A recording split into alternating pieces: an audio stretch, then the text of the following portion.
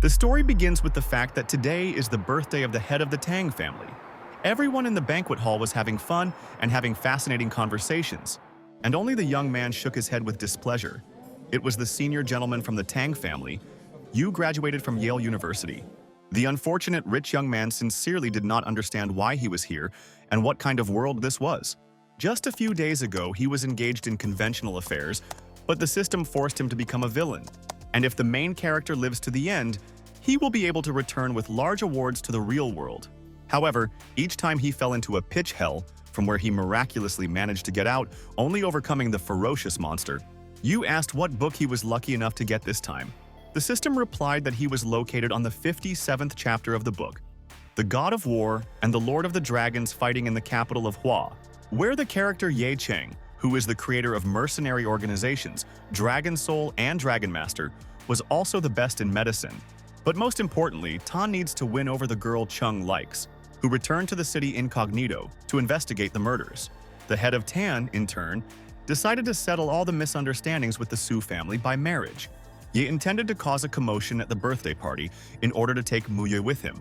It seemed to Yuya everything strange enough. The guy was sure that something special would happen at the holiday. Therefore, he plunged into the thought process to consider all possible options. At that moment, a female voice called to him. The girl said that it makes no sense to pursue her since she would not marry him. Tang smiled maliciously and replied that he had not even dared to think about this.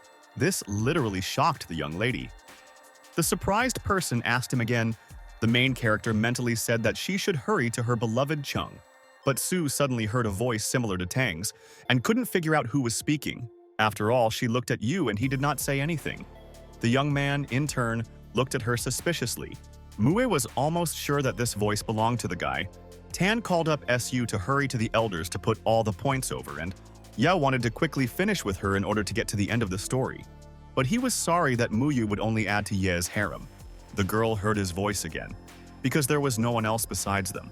But the young lady did not understand why he was so inflated, because Chung just handed over a gift. But if Yi really decided to place it in his harem in order to mock her, then this should be avoided. After which they reached the heads of the families, where Tang said that he needed to tell you the important news. Since they discussed with Uncle Su the future wedding of him and Muyue, and came to the conclusion that there were no obstacles to this event. Then the head directed his joyful look at the protagonist and asked what he was thinking about this. Yu simply shocked everyone present by his extremely unexpected answer and refused the wedding. The perplexed Tan said that he had been pursuing her for 3 whole years, and now he was refusing such a chance. The guy confidently stated that he had thought everything over again and came to exactly this decision, adding that marriage is for life and therefore he is not yet ready for such a responsible step. The head of Su suggested that Muye asked him about this and urged the young man to be honest if it is true. The situation gradually became more complicated because Xiao believed that everything would be much easier and faster. In this connection, Tang once again confidently stated that this was his final decision. Su asked the young man to calm down and said that he understood everything perfectly. Then he turned his strict glance at his daughter and asked why she was doing himself, because the guy looked after her for 3 years. The head put pressure on her in every possible way, urging her to make a wise decision. Yu also became nervous. He mentally began to ask her to give up the marriage and rebuff her father. The girl, in turn, did not understand why she was wooing with Chen, because she was not going to run after him. Moreover, she wondered why 3 years later Xiao changed his mind to marry her. Suddenly, Mue said that she had no idea why Tang refused the wedding, since she, on the contrary, wants to marry him. The main character was shocked by such a statement by Su, because everyone is obliged to play their role in this plot. However, this situation seemed extremely funny and fascinating to the young person. The head of Tang enthusiastically congratulated them on a difficult decision and hastened to inform the guests about this. But from now on, he would not hide from Chan, who would clearly take measures. Muyue, in turn, heard notes of despair in her future husband's voice. A moment later, the heads announced the upcoming wedding of the young people. Everyone sincerely rejoiced at this event. In addition to Chan, who almost choked with wine when he heard the news so unpleasant for himself. At that moment, Tang saw Ye's people in the crowd and was horrified, because his aura was not at all friendly. Suddenly, the dragon ruler moved towards him. Yu believed that he only had a few minutes to live. Muye also saw the angry Chan in the crowds and gloatingly smiled at him. Unexpectedly, the guy menacingly announced that he did not give his consent to this marriage. The head of Su hastened to restore the young man and said that he did not dare to interfere in their family affairs, then ordered the guards to throw him out. The Lord of the Dragons did not like this attitude, since no one spoke to him in this way. At this time, the main character suddenly intervened. He urged Ye not to be so impulsive and to calm down, arguing that today is grandfather's birthday and there is no point in spoiling the holiday. However, the guests began to push Yuya so that he immediately put the rogue into the street. The guy understood that the situation was heating up, and apparently he could not avoid conflict. Chan carefully looked at the guy and thought that such a wimp was not worthy of Su. Tang wanted to resolve everything peacefully, but he also did not intend to give himself offense. At this moment, Muyue laughed, as if she herself was expecting an exciting slaughter for her. Ye noticed her smile and assumed that she had finally realized the insignificance of Yu. Suddenly, Chung said that she should go with him, because he would give her complete freedom and would not limit her in anything. The main character was only glad of this turn of events and mentally hurried them. However, as soon as Yi reached out to take Mui by the hand and take it with him, the girl suddenly dismissed him and said menacingly that he did not dare to behave like that and touch her. Chung in turn was shocked by such an answer and did not understand what was happening. After Su began to hear the thoughts of her fiancé, the world seemed to open up for her from a different side. Moreover, she did not want to be in captivity with Yi, and in a harem at that. In the meantime, Chung began to convince her not to be afraid of anyone, saying that he would not give the girl offense. The Lord of the Dragons suggested that Tan threatened her to get his own. The perplexed main character wanted this performance to end as quickly as possible. Mui said that he was invented too much for himself, and even though he helped her family, now he should just leave. Chung believed that in this way she was trying to protect him, because Su deliberately reacted this way to what was happening. Dragon Vladika again asked her to leave with him, assuring her that the Tang family would not harm her. At that moment, Muyu's father passed his nerves, and he hit the impudent, intending to drive him away. Su urged him to leave his family alone and not to pester his daughter, since she has a fiancé. Yi endured it because he understood that he shouldn't reveal his identity now. And besides, dragons had endurance. In this connection, the young ruler smiled and said that if he really was not happy here, he would leave. Passing by Yuya, Chan said that he had not shown himself and the Su family still tormented him. Tan, in turn, continued to mentally talk with others and tried to call Muya to run away from Yi. However, the girl really considered him her fiancé and decided to prove it. Sursa came closer to her and narrowed. Yu was noticeably nervous and did not understand what she was doing, after which she kissed him tenderly, but the young man managed to offer his hand, which instantly became the reason for discussions from the guests present. Chung was furious with this situation because his woman dared to kiss another in front of everyone. However, he later realized that she had no other choice, since in this way she protected him from the Tang family. The Lord of the Dragons wanted to destroy them all and pick up their girlfriend. At the end of the banquet, where no further incidents occurred, Yu went home. The guy expressed his dissatisfaction with the system because the plot was radically different from the original. Because Muyue was originally supposed to run away with Ye, but today she acted differently. Tan was at a loss as to why she suddenly changed her mind, perhaps due to the character change, after which the main character asked the system whether he was due a reward for completing the stage of the scenario.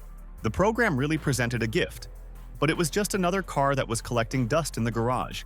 Since Yu was a wealthy man and did not need material wealth, at that moment, the head of the family's security called him. He-jin said that the young man had been given a gift from Mr. Wang. The guy took the box from the bodyguard and, thanking him, began to think, the novel does feature the friendly Wang family. But one day, Mr. Wang became paralyzed in his legs. His granddaughter Icy instantly hurried home, as she found out what had happened to her grandfather. It suddenly dawned on him that this was actually part of the plot of Chapter 60. Indeed, according to the plot, only Chen can cure the old man, thereby gaining the trust of Su and finally take her with him. Tan believed that this was a great chance for him, and most importantly, so that it would not reach a brawl. Suddenly, the head of security again disturbed the young man and asked if everything was okay with him. Surprised, Yu replied that everything was fine with him and there was no reason for concern. Jin said that he understood the state of the master and already ordered his people to find this insolent Yi. Tan was at a loss and did not know how to react to such a statement. He added that he had entrusted this matter to 30 trained people, and now Chung would definitely pay for everything. The guy understood that he could no longer escape the vengeance of the Dragon Lord, Jin saw how Yu's face changed sharply and assumed that he felt bad, which he hurried to ask him about. But Tang assured him that everything was in order with him and offered in terms of their business to another job in South Africa. The bodyguard asked the gentleman in surprise, trying to understand why he made such a decision. The guy insisted on this promotion for Jin and said that tomorrow he could be promoted, and the salary would also be higher. He was immensely happy with such an unexpected event and thanked the young man. The main character believed that he certainly could not take revenge on him from Africa, after which, sitting down on the sofa, the idea came to him to visit the Wang family.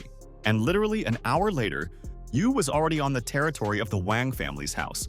Passing along the long corridors of the building, he suddenly ran into a girl.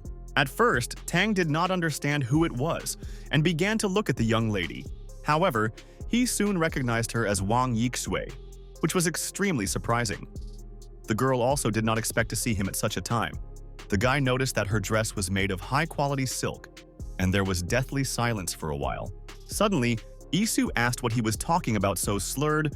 Yu said in surprise that he didn't say anything and asked how she was feeling. Van thought that she had heard something, and she asked the young man why he had come to them.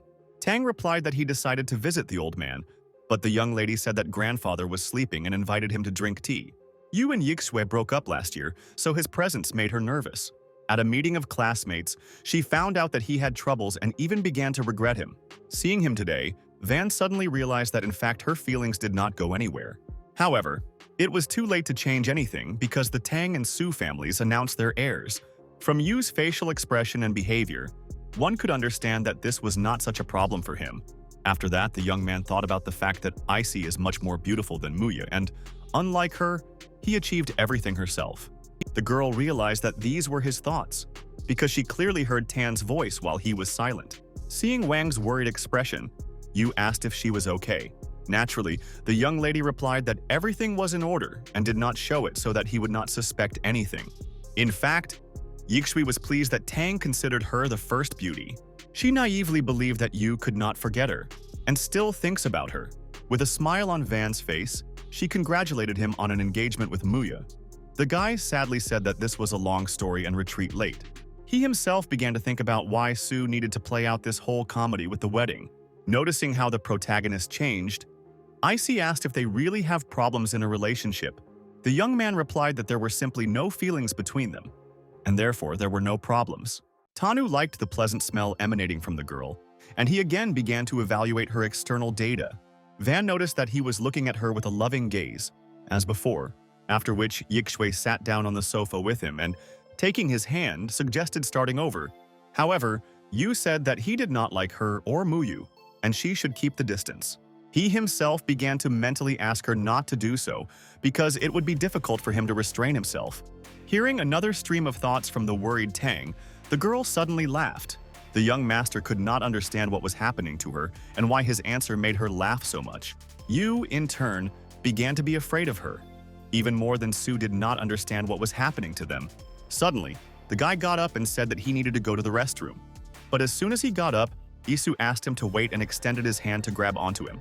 The end result was that Wang fell to the floor. Tan believed that she was deliberately putting on a performance in front of him. The girl suddenly stated that she had fallen because of him, and he did not even help her get up. Naturally, Yu helped her to rise, but he himself began to guess whether he would manage to escape from her. After they sat down on the sofa, Yixue threw her twisted leg onto it and asked him to stretch it a little. However, the main character unexpectedly refused to help Van and knead his leg. After all, he just wanted to check the originality of the plot, but not to enter into a relationship with the secondary heroine. Wang continued to use her feminine manipulation, saying that at university when she sprained her ankle, he helped her, but now he refuses. Tan, in turn, suggested calling her doctor so that he could provide assistance. Realizing that in fact she is another victim of E, and he is here as cannon fodder, Yixue had no idea what Yu was talking about or why he thought she was Chung's girlfriend. Van said that if he leaves, she would tell everyone how he took advantage of it. However, this course of events was unacceptable to Tan, because Ye would destroy him. In this connection, the young man agreed to stretch her leg and asked her not to tell anyone about it. But as soon as the excited Yu touched his leg and began to massage her, suddenly the girl screamed, as if intentionally wanted to be paid attention to. A perplexing guy could not understand why she had it and what she was planning.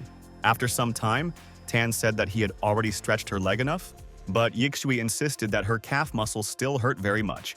The main character understood that she was doing this on purpose and stated that nothing hurt her. The girl calmly lowered her leg down and said that if she needed his help, then she would turn to him. Since Van suddenly began to hear Yui's thoughts, the girl did not want to let him go so easily. An enraged Tang asked the system why it organized this whole circus. In response, the program only mockingly laughed at its owner. At that moment, the young lady's phone suddenly rang. Isu instantly picked up the phone, and she asked to postpone the meeting on the new energy project for half an hour so that she could arrive. You knew that Chung and the Van family invested about 5 billion in this development, and Julin captured the reins of government. Isi was shocked that Tan knew about the main secret of their company. The girl believed that in this way he decided to help her by investigating all the intricacies of this case. Then she stated that she needed to go to a meeting in the company. She herself intended to get more information about Zhulong and Chen. Suddenly, it dawned on the young man that her strange behavior did not affect the main plot, and later Yi would take the girl with him. The main character naively believed that this time he would definitely succeed. At this time, a woman's voice suddenly called out to him, but it was not Yixue. Tan turned sharply to find out who calls him, and when he saw the girl, he was surprised. The stranger went into the room, and Yu recognized her in her. He did not expect a meeting with her. Sweet Xiao greeted the young master, calling him her brother. Extremely surprised, Tan also greeted her and noted that they had not seen each other for a long time. Zhang was the chief physician of the Su family and one of the best doctors in the country, but she was also a member of Ye's harem. After all, upon returning to China, Chung immediately came to their city because they have the prettiest girls. Zhao Yue asked how health is the head of Tana and whether he takes the prescribed medicine. Yu thanked her for the anxiety and replied that the medicine really helps and he was much better. Suddenly surprised, Zhang asked why he was being so nice to her. After which they went outside. The guy began to reflect again, because the Tang family patronized the Jiang family, and therefore no one climbed to them. But how the poor girl ended up in Cheng's harem was unknown. The perplexed Xiao Yue asked what kind of harem he was talking about and who Ye was. Yu was surprised and replied that he did not say anything. He himself could not understand why the girls today are so strange. Zhang once again looked around, making sure once again that it was Tan's voice. At this moment, the maid told them that Mr. Wang had already woken up and asked Dr. Yue to come inside. The main character instantly rushed with Xiao to go to Mr. Wang's house. The old man, in turn, was surprised by the presence of the young man and greeted him. Joyful Tang greeted his grandfather and said that when he gets better, they will definitely play chess. However, the room was also attended by Julin and Chen, which the young man did not expect. Van was worried about Yi, whether he was sure of his diagnosis. Since the chance of recovery was only 50%, Yu knew that Rulong was in cahoots and wanted to conquer the power of the Wang family. Chung in turn said quite confidently that his diagnosis was absolutely correct. Considering the rich to be idle talkers, Ye intended to soon take Xiao Yue into his harem. After all, not only Yue's talent is important but also her numerous connections, which will clearly be useful in the future. And while there are such brilliant doctors as the Jiang family, their families are safe. Having made a worried look, Julin suddenly asked his grandfather's health at Xiao. Yu replied that she wants to use acupuncture to clean the clogged vessels. Then she kindly asked Tan to help her disinfect the needles. The guy began to deny, saying that he was not particularly versed in this. Surprised, Zhang asked if he had done similar procedures before, then again hurried him. Chung clearly didn't like the fact that Yu was always hanging around with the girls he liked. Tang in the way looked at the dissatisfied Yi, showing with all the appearance that he had nothing to do with it. Xiao, in turn, asked everyone to close the windows and leave the room. The businesslike Dragon King asked if Zhang really wanted to use 13 needles to cure hemiplegia. The perplexed Yue confidently said that this was the only right way out. However, Chung did not agree with her and stated that acupuncture for this disease would only harm the patient. And since she does not understand the true problem, she proposed to transfer the authority to him. People were just furious from such a self-confident statement by a young guy, and only Tang understood that Chung would now show his qualities and Xiao would immediately fall in love with him. Hearing the thought of the protagonist, the girl was at a loss and asked him what he was talking about. Zhulong hastened to calm everyone down and said that he specially called Ye because he is well versed in medicine. One of the concerned family members said that grandfather's health is not a joke and should not expose him to such a risk. The Dragon Lord replied that this girl was no older than him and probably no better at understanding than he was. Suddenly, Chung invited all those present to conclude a bet. People were outraged by the behavior of an arrogant young man, and if Dr. Jiang fails, he will personally help the old man, and they will pay him for it. Otherwise, if she manages to achieve a result, he will immediately leave their house and will not disturb them anymore. The family members had no choice but agree to the conditions of the self. Confident Yi, satisfied Chan also called on Xiao to make a bet with him, assuring him that he always keeps his word. Yue asked not to distract her from her work and refused to participate in this. Thanks to Yue's thoughts, the girl understood what was happening. Zhang was shocked that the doctor would talk about such things when it comes to human life. The naive Yi believed that she would not succeed and then he would demonstrate his abilities, and Xiao would fall in love with him. However, Yue nevertheless believed that women were born to admire the power of a man. Julin was also concerned about whether Chan would get. But when he saw his smile, the guy thought that he had everything under control. Tang, in turn, knew that the old man would show residual symptoms because Zhang had made a mistake in treatment.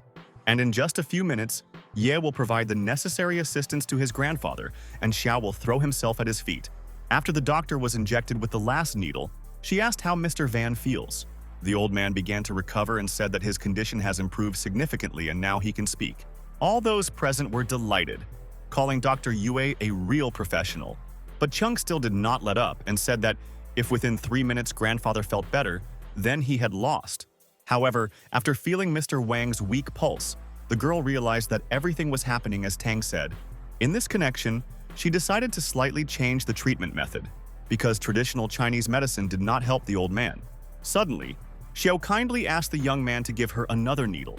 The main character began to realize with horror that she had finally figured out what the problem was. Naturally, all this was thanks to the loud thoughts of Yu, otherwise she would never have known about her mistake. After which, Zhang injected a needle in the required place and grandfather felt better. Shane Chan could not understand how she discovered the problem. After all, according to the logic of things, Yue should have already finished with her method of treatment.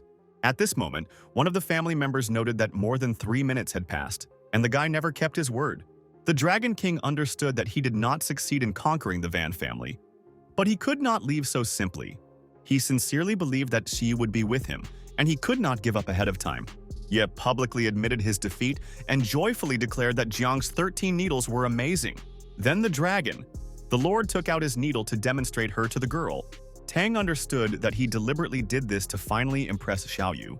However, Yue did not fall for his tricks, since one must observe ethics and in no case put the patient's life at stake. Suddenly, Zhang reminded the young man of his promise and asked to leave the house. Yu was dumbfounded and did not understand what she was doing because he demonstrated his needle. Chung was also in shock because the young lady did not give in to him, but rather urged him to leave. Zhulong said that doctors often say unnecessary things and he should not take this statement seriously. Yi, in turn, instantly invited the girl to dinner as an apology.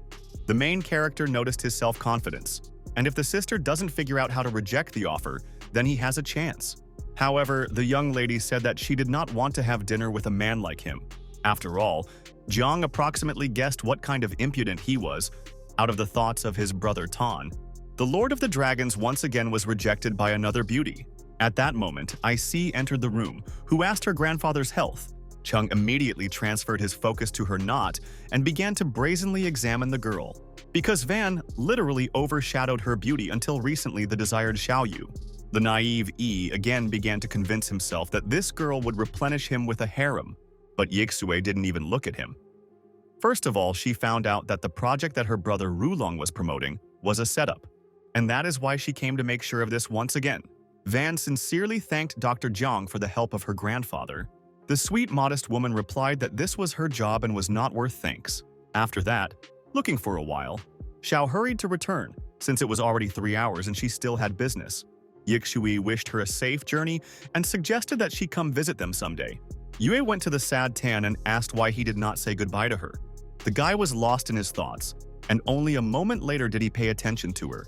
After all, he understood that Ye had already appropriated Jiang for himself, and one wrong step on his part could turn into a tragedy.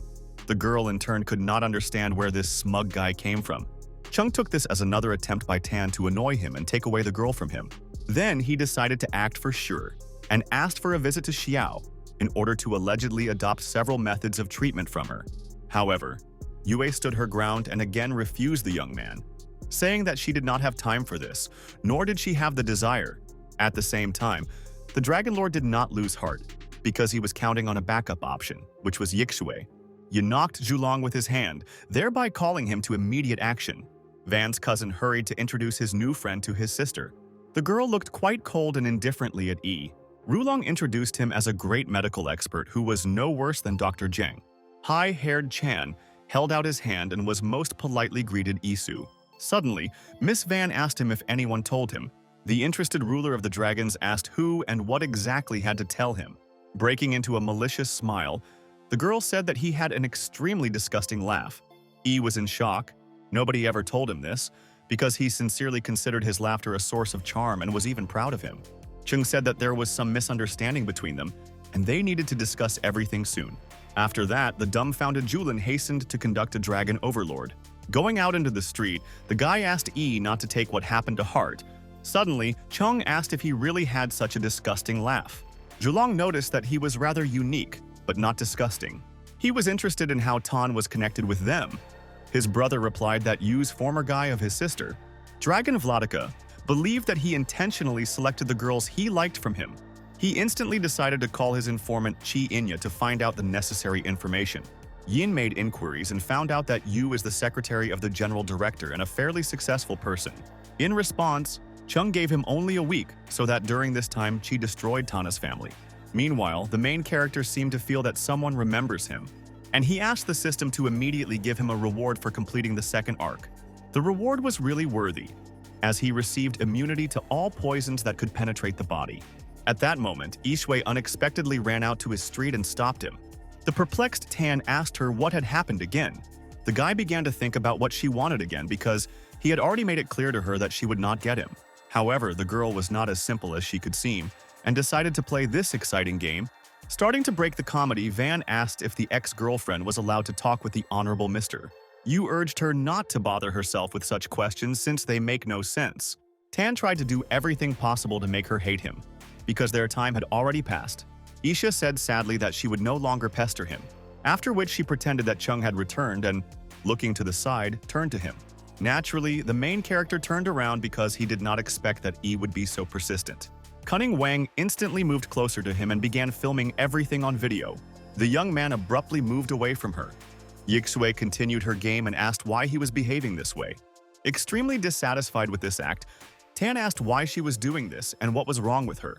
Perfectly aware that if Yi sees this video, he will go berserk and kill him. The girl, in turn, said that no other would show the initiative to get closer to him.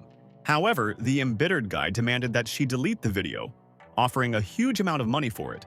Since he had no problems with money, Yu believed that he could pay off from her. But Yixui said that she had more than enough money and did not need it. Based on the thoughts of her ex-boyfriend, the extremely cunning lady built a new plan of action. Tan asked what she needed if the money really does not bother her. The young man could not understand why she pestered him, because there were a lot of good guys around. Meanwhile, Wang said that if he behaves badly, she will publish the video on the internet. Yoi extremely absurdly threatened her with physical reprisal and said that she would wash her tears, after which he once again convincingly asked her to immediately delete the video. Self-confident IC began to provoke him and call for rash actions. Tired of her tricks, Tan once again asked what she needed from him. The girl in turn approached him and asked to follow her, but Yu said that her cunning manipulation would no longer work on him. IC assured him that there was no trick in this, and she really needed his help. The main character literally prayed that she wouldn't start pestering him again. Entering Wang's bedroom, Tan was surprised by the complete chaos in the girl's room. This atmosphere seemed suspicious to him. Things seemed to be specially scattered. In this connection, the young man asked why she had such a mess in the room and whether she was cleaning at least someday. Yu himself did not know how to cause her a feeling of hatred for him. It was necessary to come up with a plan of action. Unexpectedly, Yixue asked him in a rather arrogant manner to clean the bedroom. Tang literally took a bit and asked, did she really want him to get out in the house? Van didn't see anything wrong with this request because not so long ago he had already helped her with cleaning. Naturally, the guy had no choice but to accept the conditions of the game with a cunning fox. He tried to convince himself that there was nothing wrong with cleaning unless he caught some kind of infection. This thought of the young man simply infuriated Yixue. But as always, she didn't show it. Suddenly, Van asked if he spoke after their parting with the girls, except for Muyu. The guy replied that they had an exclusively contractual relationship with SU, and no more. Besides this, he has 4 girlfriends. He himself understood perfectly well that in fact, he had not even touched any of them. Since he was very busy with various matters, the smiling girl was happy to listen to the thoughts of the busy master. Suddenly she called him Alphonse, as if she wanted to see how he would react. Tan suggested that she began to eat hatred to him, and decided to angry her even more. Intending to pretend to be ruthless and mock her properly, Yu picked up her bra in his hands and noticed that she had a disgusting taste, and he does not understand how she could buy this. In response, Yixue showed her phone and broke into a malicious smile, reminding him of the conditions of the game. The young man realized that he was playing with fire, and it is better to continue cleaning so that she would probably delete the video. Suddenly, Van photographed him and stated that this happened quite by accident. Tan asked why she constantly holds the phone ready and offered to do something else. After all, according to the plot, Yixue should not do this and must follow the original script. Then he immediately asked for forgiveness and said that he was just joked.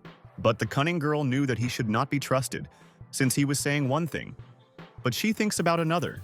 At this time, the guy continued to dutifully clean the room.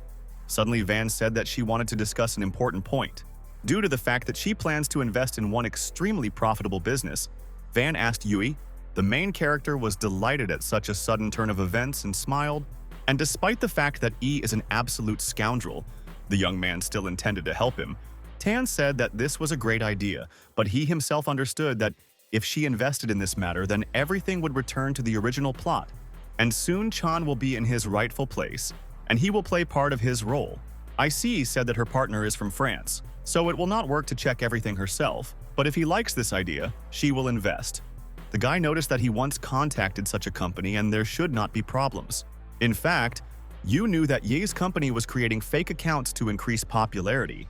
Once again, Van recognized the truth from the thoughts of her former young man. IC said that she would entrust this project to her cousin Julin and asked Tan if this was a good idea. The young man assured her that he was truly an ideal candidate, since he was clearly not lacking in talent. He was genuinely happy that things were starting to return to the original plot, while Li and Wang were hiding the problems of the project. Ishu seemed strange, because Li contributed to the development of the project and did everything possible to promote it. While she was analyzing, Yu folded all his things carefully and went in her bedroom. Then he asked if he was free now. The girl began to say something slurredly. In the end, the young lady nevertheless agreed to let him go and said that he could go. Van continued to hold her phone in her hands. Tan understood that she had not deleted photos and videos. However, the girl began to convince him otherwise, saying that she had no need for these photos and she deleted them. Joy said that he would no longer appear in her life and would not disturb, since he is not worthy of such a beauty. And he hurried to leave her house until she had yet come up with a task. Thus, the young man completed the next chapter. It took him a lot of time to return to the original plot. At this time, in a beautiful high-rise building located in the city center called Dunhai, in her company, Muya Korpel, the girl even thought about Tanya at work. Suddenly, she saw her assistant and asked why she was not going home, because the working day was over. The assistant replied that she did not pay attention to the time, especially since Yu never came to see Mrs. Su. After all, for 3 years he came for her at 6 in the evening and took her for dinner. But this time he was not there. Muyue caught herself thinking that Tang was annoying her before, but now she was uneasy. The assistant said that it was really late and she needed to go home. The sad lady wished her a happy journey extremely sadly and was left in splendid isolation. Su could not understand why 3 years later Yu ceased to take care of her. Then she tried to calm down and hurry home to throw out obsessive thoughts about him. However, going down to the parking of the company Dunhai, the girl was finally pasted, and yet she wrote a message to Tanu, where she asked him to meet her in the evening to talk. Seeing the notification from Mu Yue, the guy was upset and did not understand what she needed from him. But when he read that she wanted to talk about the upcoming wedding, it became suspicious to him, because they discussed it earlier. In fact, Su herself didn't understand why she was doing this, but she just wanted to see him. Then they phoned and Yu called her to talk now, not meeting, since he does not have time. Mui asked if he really hates her so much and does not even want to see her. Tan again hurried her, because he was already late for the girls, which he brazenly informed her about. He even began to like playing the role of a real scoundrel, because before he could not even think that this role would suit him.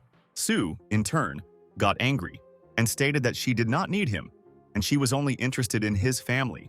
The main character suggested that she really wasn't all right in her head.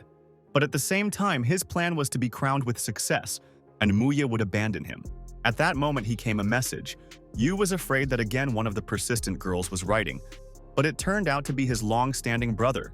The young man realized that this was a great opportunity to use his advantage as a villain to solve problems. In connection with this, I agreed to meet with him, driving up to the club in his luxury car. He impressed those around him. Everyone was wondering who would be driving this Lamborghini because they were already choking on their saliva with envy. After which, Tan got out of the car and walked towards the second-generation rich man. Chin-min was a meeting of nightclubs and a member of one of the 4 influential families. Yu asked his friend Ming to help make the girl hate him. Qin smiled at him and asked what kind of girl was we talking about. The guy said extremely sadly the name Mua, saying that he needed her to leave him. Min began to say that he initially needed, he would learn from him and then would not have happened to be a similar situation. Tan agreed with him, but the girls constantly continued to pester him. Qin suggested that he get acquainted with one young person who is not inferior even by SU. The young man asked him in surprise, "Is there really someone with the same level with Muya?" Smiling Min said that he would now see for himself. At this time, a beautiful young girl headed towards them and kindly greeted Yuya. Qin hurried to introduce them and introduced his rich friend to the girl. Lady called Lin Yan and said that Mr. Tan is a beautiful young businessman. Naturally, the main character reciprocated and smiled sweetly at Mina's friend. He himself understood perfectly well that this was another doll that fell at Chung's feet, which for some reason was paying attention to him. Moreover, guests are usually not greeted so politely. In any case, she seemed suspicious. In fact, Yin was the main killer of the Ye group called Dragon Soul. Puya noticed how Lin looked at his friend with enthusiasm. Because he was always in demand among girls, Ming in a whisper asked him if he liked his girlfriend. Yu, in turn, could not hide from the annoying gaze of the girl. Yin suggested that this is not the womb, but most likely the guy's inner voice. Lin tried to calm down so as not to commit rash acts. Tan decided to use old tricks to make her mistake him for a madman. In this connection, the smiling young man asked if she had a young man. Yin began to flirt with him and asked if Mr. Yu really wanted to become this very guy. Lin wanted to know as much as possible about him, so she could be aware of his knowledge of the organization. The main character realized that this lady clearly pursues her goals and is not as simple as it seems. Then he asked about her hobbies to see if they had common ground. Yin stated that she likes music and dancing, then asked him a similar question. The young man said that he likes to watch films and also listen to music. Suddenly, Lin approached Tan, but he did not like such a maneuver. Yao knew that in the plot, Yi forced his subordinates to go into the fire, and then in the image of the prince, he saved the girl. Yin was in shock and did not understand how he knew that the Dragon Lord saved her when she failed the mission. At this moment, Qin's face suddenly changed, as if he had seen a monster. Tan, in turn, asked what happened, and in connection with which he had such a reaction, Ming with trembling voice said that an embittered Muya was coming to them. Yu turned around and saw Su. The girl seemed to be out of her mind and loudly called out to her future husband. Tan leaned back in the company of Yin and asked if she really came to talk about divorce. He himself began to mentally ask her to get angry because he was doing everything for this. But the girl did not fall for his provocations. Moreover, he realized that he was deliberately trying to get her out of himself. Muyue began to play along with him. Su smiled sweetly and sat down on the sofa and invited him to have a little drink and talk about renewing their relationship. The main character was shocked by her non-standard behavior and did not know what to say. Keen was also surprised and realized that this girl was not so simple, because she did not arrange a scandal when she saw her fiancé with another. Thus, Yu's plans failed again, but the young man was not going to give up and continued his performance.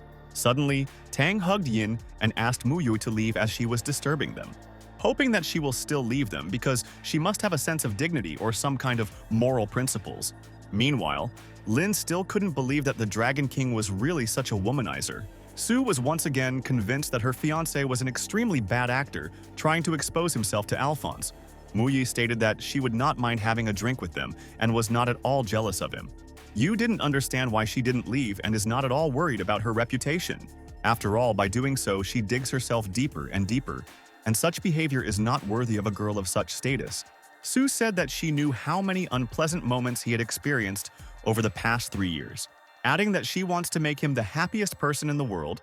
While he is allowed everything without any complaints, Tang did not leave the hopes of angry Muyu and said that he needed to retire with Yin, and she could continue to drink, after which the main character took Lin by the arm and led the young person behind him.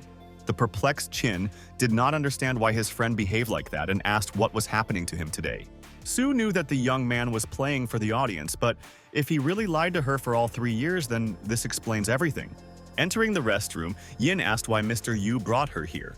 Suddenly, Tan got a gift box and said that he likes girls like her, having added that women like Muyue cause him only wild irritation and disgust, and very soon he will bring the divorce to an end, and invited Lin to have a drink with him. The girl, in turn, wanted to notify the Lord of the Dragons as soon as possible.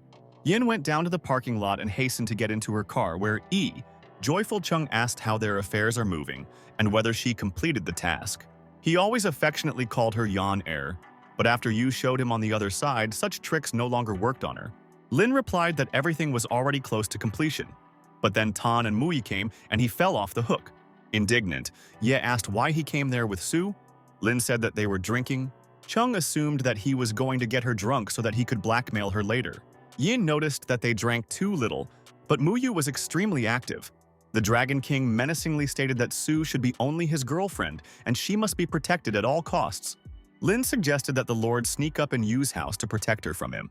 But Yin no longer wanted to complete the task. She wanted to get closer to Tang, because he might know the secrets of the Dragon Soul organization. Yi agreed and urged her to do everything possible so that no one would lay a finger on his beloved. Suddenly, a guard called out to him and demanded that he speak a lower tone, since at such a late time people were resting. Chan turned around and looked menacingly at a huge guy, but did nothing. As a result, the bodyguard hastened to drive away the dragon ruler. The angry Yi literally boiled with anger and hoped that in the near future he would enslave the whole city. Meanwhile, Tang returned to Muye, who got drunk and fell asleep sitting on the couch. Smiling Chin happily noted that his brother managed it in just 3 minutes.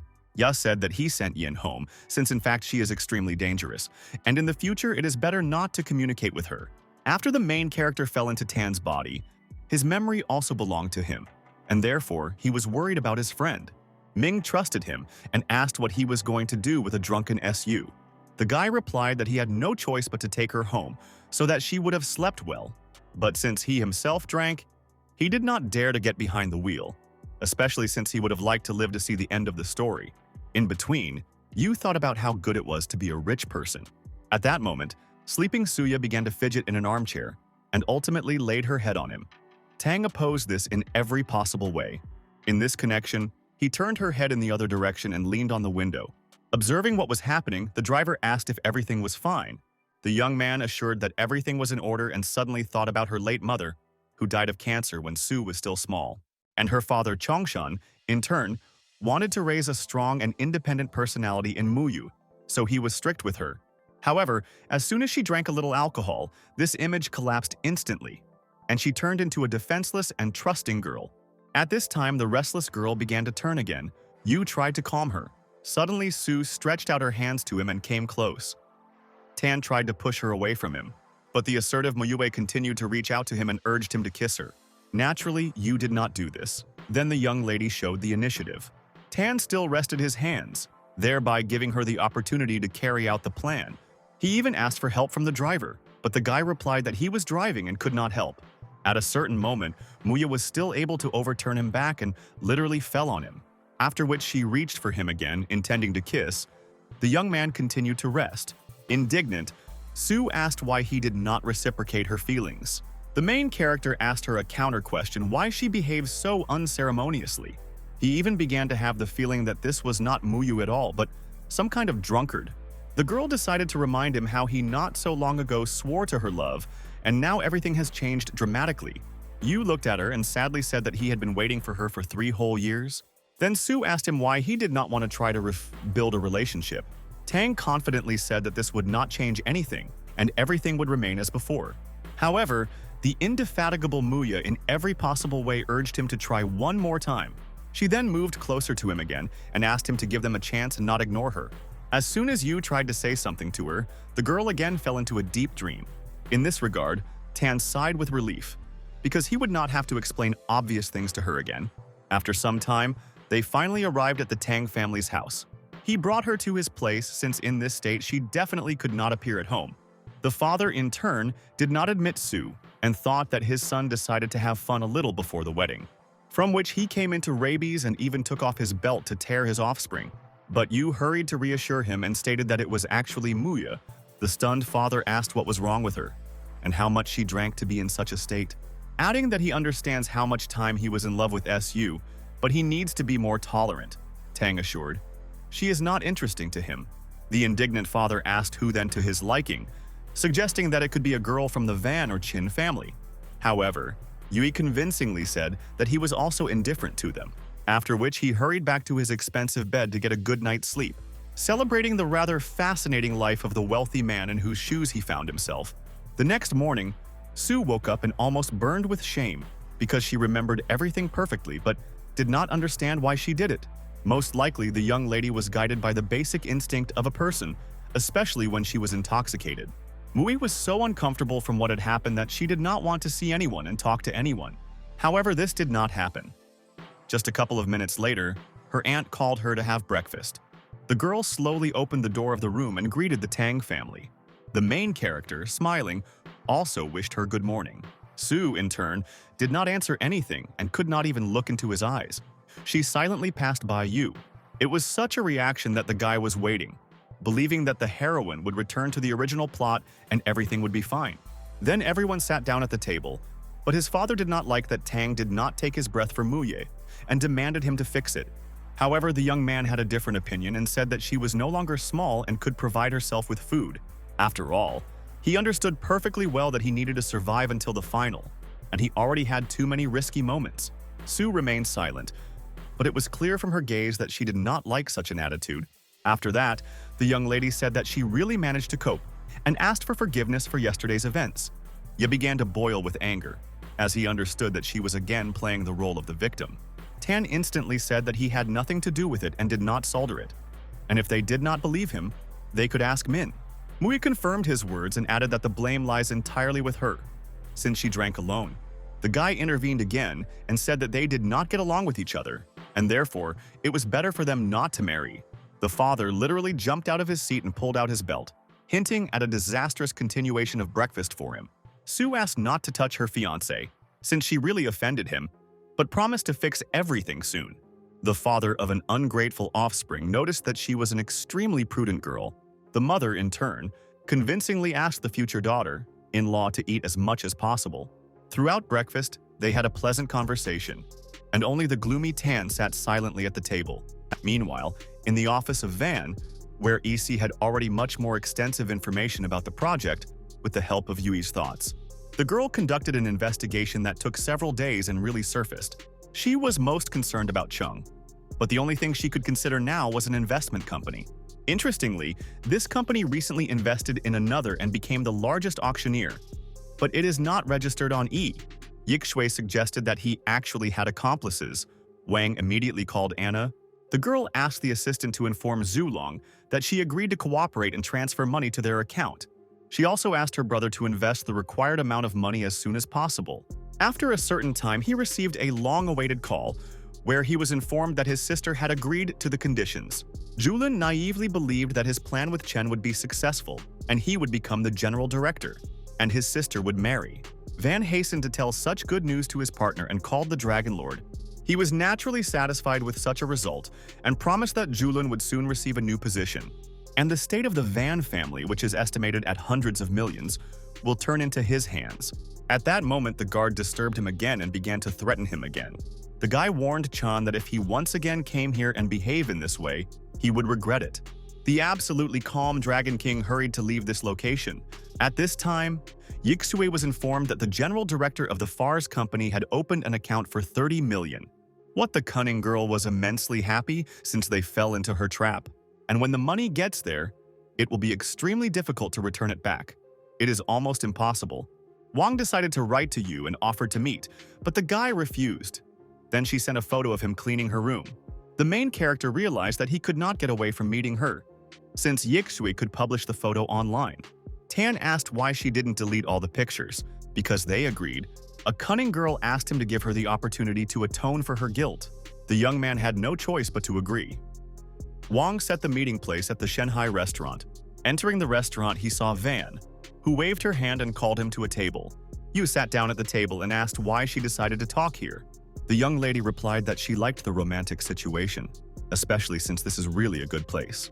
Tan looked around and noticed that there were only loving couples around. The guy understood perfectly well that by entering here he was hooked, but did he deserve it all? Icy decided to prove to him that he was very important for her, and deserved even more. The girl kindly asked him what exactly he wanted to eat. Yus said that it didn't matter to him, and in general he was not eager to have dinner with her. Tan began to think that they were absolutely not suitable for each other with her. Wang urged him to relax and enjoy dinner. Suddenly, the young lady began to flirt with him, touching him with her foot. The guy didn't like this behavior, and he angrily asked why she was doing this. Ishu said that she was very tired at work and asked him to knead her legs. The indignant protagonist tried in every possible way to resist this.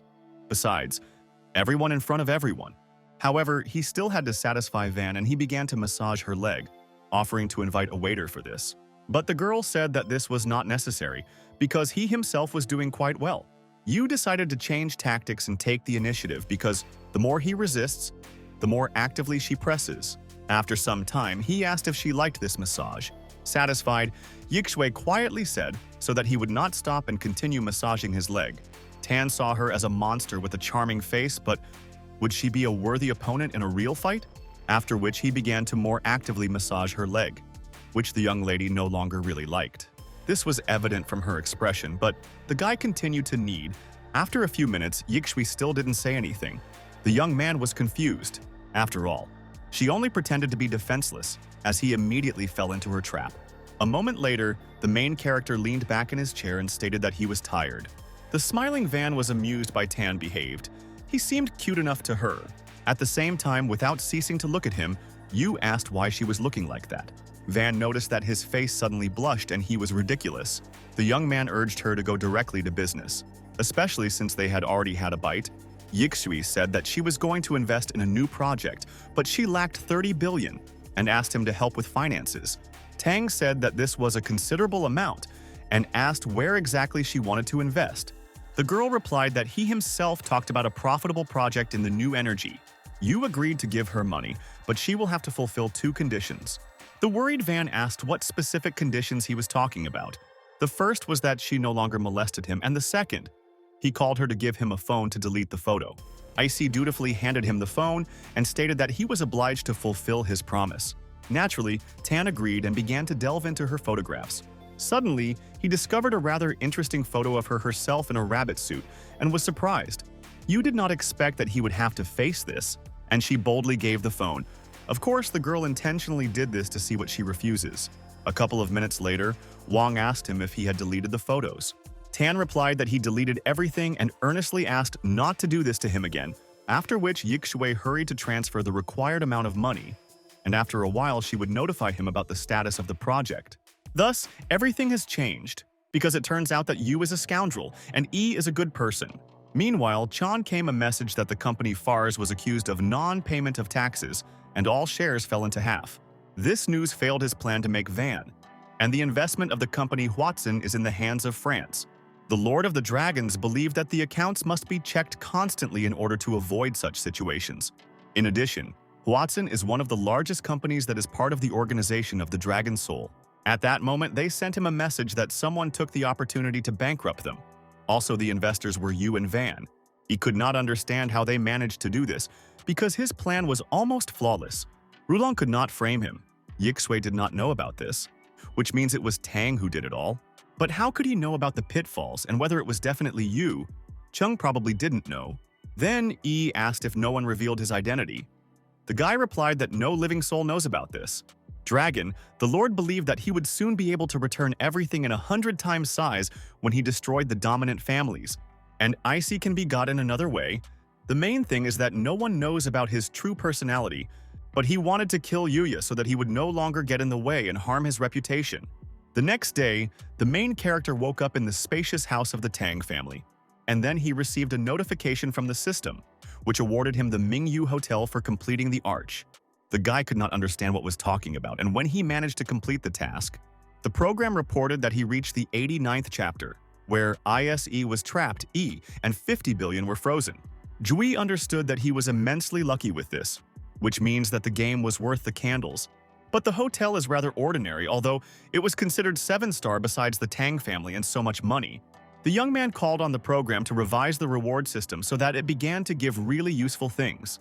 Returning to the plot, it is worth noting that the Su family has undergone a massive decline in recent years, and if it were not for Mui, then this clan would cease to be classified as one of the Great Four. Su got out of her car on her way home and was suddenly met by Ye. The girl was not glad to see him and asked why he came. Stupid Chung continued to think that she was acting so cold on purpose to protect him. The Dragon Lord said that he missed her, but Muyu noticed that they did not know each other well and therefore there could be no reason for longing. Ye took her hand and said, he knows how worried she is about him, because he believes that the Tang family can harm him, but they will not be able to do anything to him, since he is much stronger than he might seem. As soon as Muyu tried to drive him away, at that moment her father noticed them. Chongshan ordered him not to pester his daughter, otherwise he would call the guards. Chung said that he was not afraid of the Tang family, and, if conveniently, destroy them, adding that Su's birthday is in 3 days, and he wants to throw a party on the top floor of the Mingyu Hotel.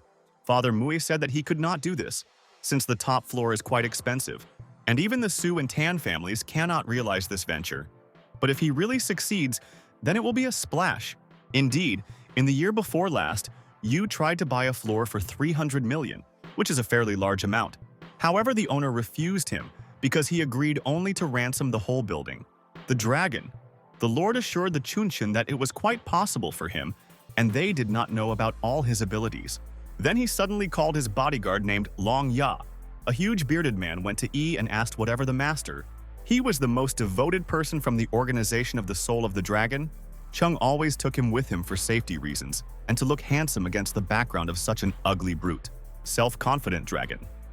Vladika urged the moon to show them something interesting. I instantly began to delve into my folder, and after a couple of seconds I took out a certain document. Ye took the piece of paper and said that it contained confidential information that would bring tens of billions to the Su family. Chunshan, in turn, was thinking of revising the decision on the wedding of Yu and Muye, because if the guy is really so rich, then this changes the matter.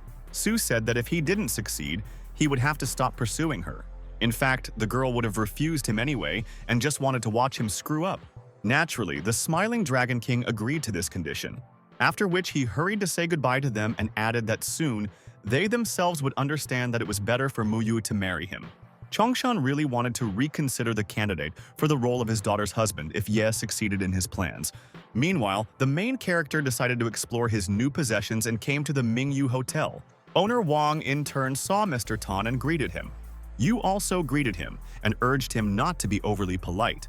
The owner, breaking into a smile, invited him to go inside and look around. Naturally, the guy agreed with pleasure, entering the room. The young man was impressed by the extremely elegant interior, after which I visited the rest of the luxurious places of the hotel, including the swimming pool with a veranda. Wang reported that Ye came to him and asked to book the top floor for a party. Tan was at a loss, since this is the plot of the 95th chapter, but for some reason it is happening now. Indeed, in this chapter, Chung shows his true power and organizes a grand evening in honor of his birthday. Then the family understands how powerful it is, and Muya finally falls in love with the Lord of the Dragons. After a short period of time, Yi overtures the Su family and his power only gains momentum. After he is engaged in the Tan clan, Yu assumed that the system had set him up, which is why he was so generous with gifts. From now on, Mingyu Hotel is like a gem that everyone is trying to get their hands on, and if he refuses him to rent, then Chen could take measures. The guy did not know what to do. The main character suddenly looked at the former owner and thought that he could help him in this not easy business. Van noticed the gentleman's strange look and asked, "What was the matter?" Tan asked him to agree to rent the floor, but to ensure that the party ended in a disgusting manner. The man became wary and asked him what he meant and what he was trying to achieve. After some time, Def decided to initially get acquainted with the guest. Wang met Long and asked what business he had come for, introducing himself as being in charge of the hotel. I stated that his boss wants to organize a holiday for SU on the top floor and asked how much it would cost. Difa was extremely surprised because Mrs. Muyu was Mr. Yu's lady. It suddenly dawned on him that Tang had deliberately sent him here. that his opponent had fallen flat on his face, the administrator said that this time he would make an exception and would not charge rent. Lung thanked him and stated that in this case they would do everything possible to ensure that their construction went well. Then he hurried to transfer the plan to this very construction. Van kindly agreed. Having familiarized himself with this scheme, Dafa noticed that this was a rather mediocre plan. The hotel manager knew his task perfectly well and began to spoil the party. Meanwhile, the main character suddenly came a message from the system, where for his shamelessness the next reward was relied on, named Gu-U. Tan did not understand what they were talking about and asked the system what it was. This creature was the most powerful, which nothing could break. However, it could only be used once. Yu felt there was some catch. The guy again asked why only once you could call for the help of this mythical character, but the program never answered. In any case, the young man could no longer allow anyone to humiliate himself. He became curious about what rewards awaited him after his birthday. Meanwhile, the news of renting a hotel spread throughout the city. Even the Tang family was unable to do so, in connection with which the highest society became interested in the identity of the owner of the organization of the Dragon Soul, after which Long asked Muyu to follow him to his destination. Su could not believe that it really managed to rent the upper floor of the hotel. She wanted to find out everything.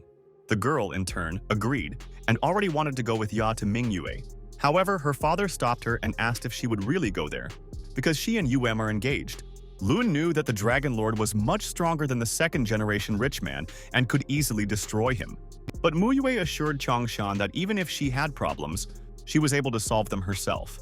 And she went for Verzila Chan. Her father only looked after her. He had a bad foreboding. At this time, Ye was enjoying the night view from the hotel window while drinking his glass of wine.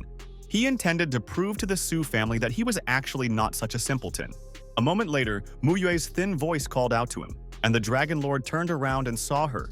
Chung greeted the girl and asked if she liked this place, hinting with all his appearance that he had succeeded.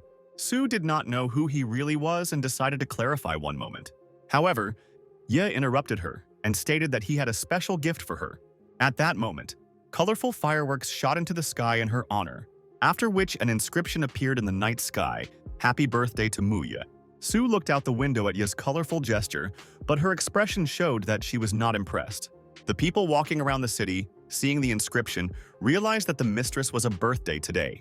This event lasted about 10 minutes and especially struck female hearts. And while self-confident Chan was amusing his ego and naively believed that the girl would now belong to him, Madame Muyue suddenly smiled and said that it was very nice of him. The ruler himself could not believe what was happening and literally came into rabies, since the following inscription suddenly lit up in the sky with fireworks: "Your beloved Yu, embittered." Ye did not understand why the name was mixed up and how this could happen. People in turn read the confession and thought that Tang really did it. Administrator Wang, who was looking out, believed that the gentleman would be pleased with this result. At this time, the guy, like a rabbit, fled to the Minga Hotel to deaf with questions, because the responsible for this event confused the names, and he was perplexed why he did it. But when he opened the door, he found a crowd of people who instantly recognized him. The main character did not understand why everyone was looking at him like that, and literally froze in place. Suyu also drew attention to him and smiled, because she did not expect such a desperate step from him. Shai-Su thanked him for such a romantic and sweet gift and said that she was happy. A sad guy began to reflect on how Dafa set him up. He desperately looked at this inscription and realized that Chung would soon kill him, who just appeared at that moment and menacingly asked if he had organized this masquerade. Instead, Wang and the hotel guards answered that he presented this gift on behalf of Mr. Yu. Then he asked Tan if the gentleman was happy with today's holiday. The perplexing protagonist asked him a counter-question. Was it really his plan? Defa believed that in this way, Ye would no longer dare to pester Yu's lady. But in fact, the young man was not asked about this. He still could not believe that the administrator had come up with this. Meanwhile, Chung was losing patience and finally became enraged, subsequently attacking Tang with his fists. However, Muyue suddenly stopped him and asked if he was really only capable of threats. The Dragon Overlord did not like that his woman protects the other. But then he realized that Su actually cares about him, because if he wanted, he would have already killed this rich man. Lun, in turn, asked his master to calm down so as not to do too much. Then he expressed dissatisfaction with Van, saying that his master organized a party in honor of the young lady, and he framed them like that. Defa replied that it was Mr. Yu who organized a party for her on the occasion of Muyu's birthday. Moreover, he never received money, so there can be no question of celebration on their part.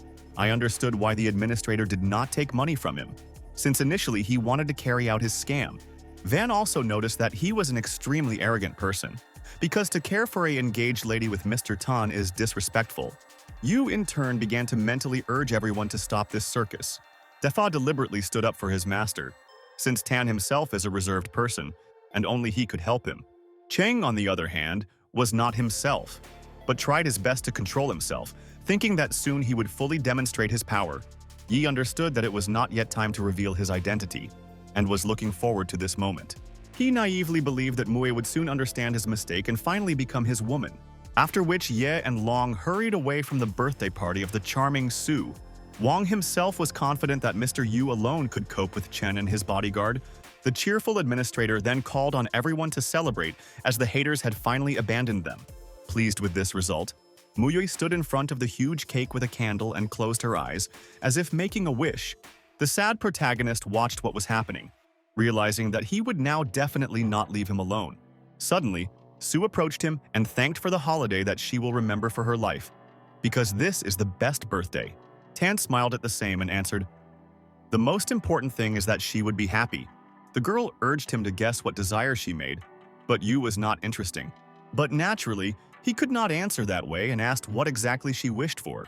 Satisfied, Muyue asked him to come closer to speak into his ear.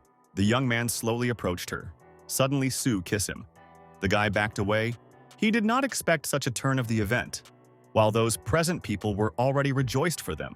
As well as the administrator, Def was really sincerely glad for the young, which is what he shouted to them, declaring how immensely glad he was that everything ended so well. After that, Van went to the sad Tan and asked if he was happy. The guy replied that his happiness had no boundaries. Then he added that he needed to talk to him about an important matter. Yu noted that Def has too much talent for this work, and since his family is opening a new business in Siberia, Van's salary will triple. The administrator replied that he could not take this position because he is an ordinary manager. He himself understood that this work was really created for him, and there might not be a better offer. But Tang said that he deserved it and could already leave tomorrow, and they will soon prepare all the documents, after which he said goodbye and said that he had urgent business, so he needed to leave. Naturally, he just wanted to get rid of such an absurd assistant in order not to get into such a situation anymore. Van immediately wrote to all employees to help Mr. Yu in everything. It is especially necessary to protect his lady, and in no case do not let E. Defa was sincerely glad that he could help Tan and reunited them with Muye. Meanwhile, people were still impressed by the fireworks, praising Yuya. Naturally, Chan did not like this, who believed that this rich man framed him again. Loon understood that this was the first time he did not fulfill the task of his patron. In this regard, he immediately asked for forgiveness from the Dragon Lord, adding that such a thing in life is never repeated again and took an oath. Yi began to calm me down and said that it was not his fault after all. They were brothers. Lun was surprised as the owner did not even punish him and called his brother. Chung said that what happened today, they would not be so simply left, and they will definitely strike a response. The Dragon King wanted this hotel to close and manager Wang to die. I asked what to do with this rich man in the second generation named Tan. Yi assured him that Lin Ji and Qi Yin would soon deal with him, and there was no reason to worry. Lung knew very well that they were true professionals in their field. Meanwhile, the tired main character finally returned home and collapsed onto the bed. Wyatt realized that the complexity of the passage would increase, since Chen would clearly take measures. At this moment, the system unexpectedly announced the completion of the chapter and rewarded the gentleman with a book about medicine. Tan was extremely surprised by such a gift. He did not count on such a generous reward. After all, the program finally deigned to present him with a truly useful thing. The guy believed that with her help, he would soon become a real expert in this industry. Then I asked the system what exactly this book was about. The program replied that he should not doubt her presentation and urged him not to ask stupid questions. Yu then stated that because of her reward in the form of the Mingyu Hotel, he almost died today. The young man decided to abandon this treatise, which he informed the system about. At this time, his phone suddenly rang. Tang hurried to pick up the phone, where he was notified about the new secretary, whom he would meet tomorrow. The next day, he was officially introduced by a secretary named Qi Yin. Extremely smiling, the girl kindly greeted her boss. Yu also smiled at her and said that from now on she is part of their huge team. Tan assessed her appearance and came to the conclusion that she was from a poor family. Yin, in turn, heard an unintelligible voice and assumed that she was hallucinating. The young man urged her not to be shy, and if she had questions, she could safely ask him. Suddenly, the assistant invited him to dinner in the evening, noting that she even had a bottle of wine for the occasion. However, the main character chose to politely refuse the offer, saying that he had a lot of work and they would have dinner next time. He himself perfectly understood the purpose of such gatherings because a man nowadays needs to be on guard. Chai was at a loss as she lit up that she hears the thoughts of her newly minted boss. This made the Dragon Lord's task much easier, but suddenly the guy remembered this name because in fact it was adjusted. Because Yin is the servant E, Yu looked at her again and realized that this is true. Stunned, Chi could not understand how he could find out about this. The girl Chan began to realize that at such a pace, the whole plan could go downhill. Suddenly, the young man asked her to make tea, as if he was trying to send the young lady out. He himself began to recall that in the initial plot, Tan collapsed Yin because she is the best hacker in the world. Realizing that she was here for confidential information, Yu decided to slip her a fake. Hearing his thoughts, Chi assumed that he intended to forge documents about himself. Then Tang asked her to send information for Mr. Zhou from the business department. The girl continued to play the role of a submissive secretary and kindly agreed to help him. Yin thought that he was on her hook because Yu personally gave her access to information. He knew that this information would not bring her any benefit. Besides, his family treated her father well and helped him in taking revenge on Ye. Chai was at a loss and wondered if it could be so that the Lord of the Dragons was her enemy, and Tan's savior. Being an orphan, she was always interested in the personality of her parents, because she was raised by Father Chan. Naturally, Yin tried to find information about her parents at one time, but was never able to do so. But after so many years of their searches, the girl surrendered. But today, Yu remembered her father. Chai wanted to know how much he knew about her family and how she was related to the Tang clan. Yin intended to get to know his family better, especially since he mentioned her father. At that moment, the Dragon Lord called her and asked if she had completed her investigation. The girl replied that she received only the first part and sent him in the evening. Chung praised his servant and noted that if she did it before Lingji, she would become his woman faster. But in fact, Tan's thoughts had already radically changed Chi's worldview, and therefore she had a bad feeling.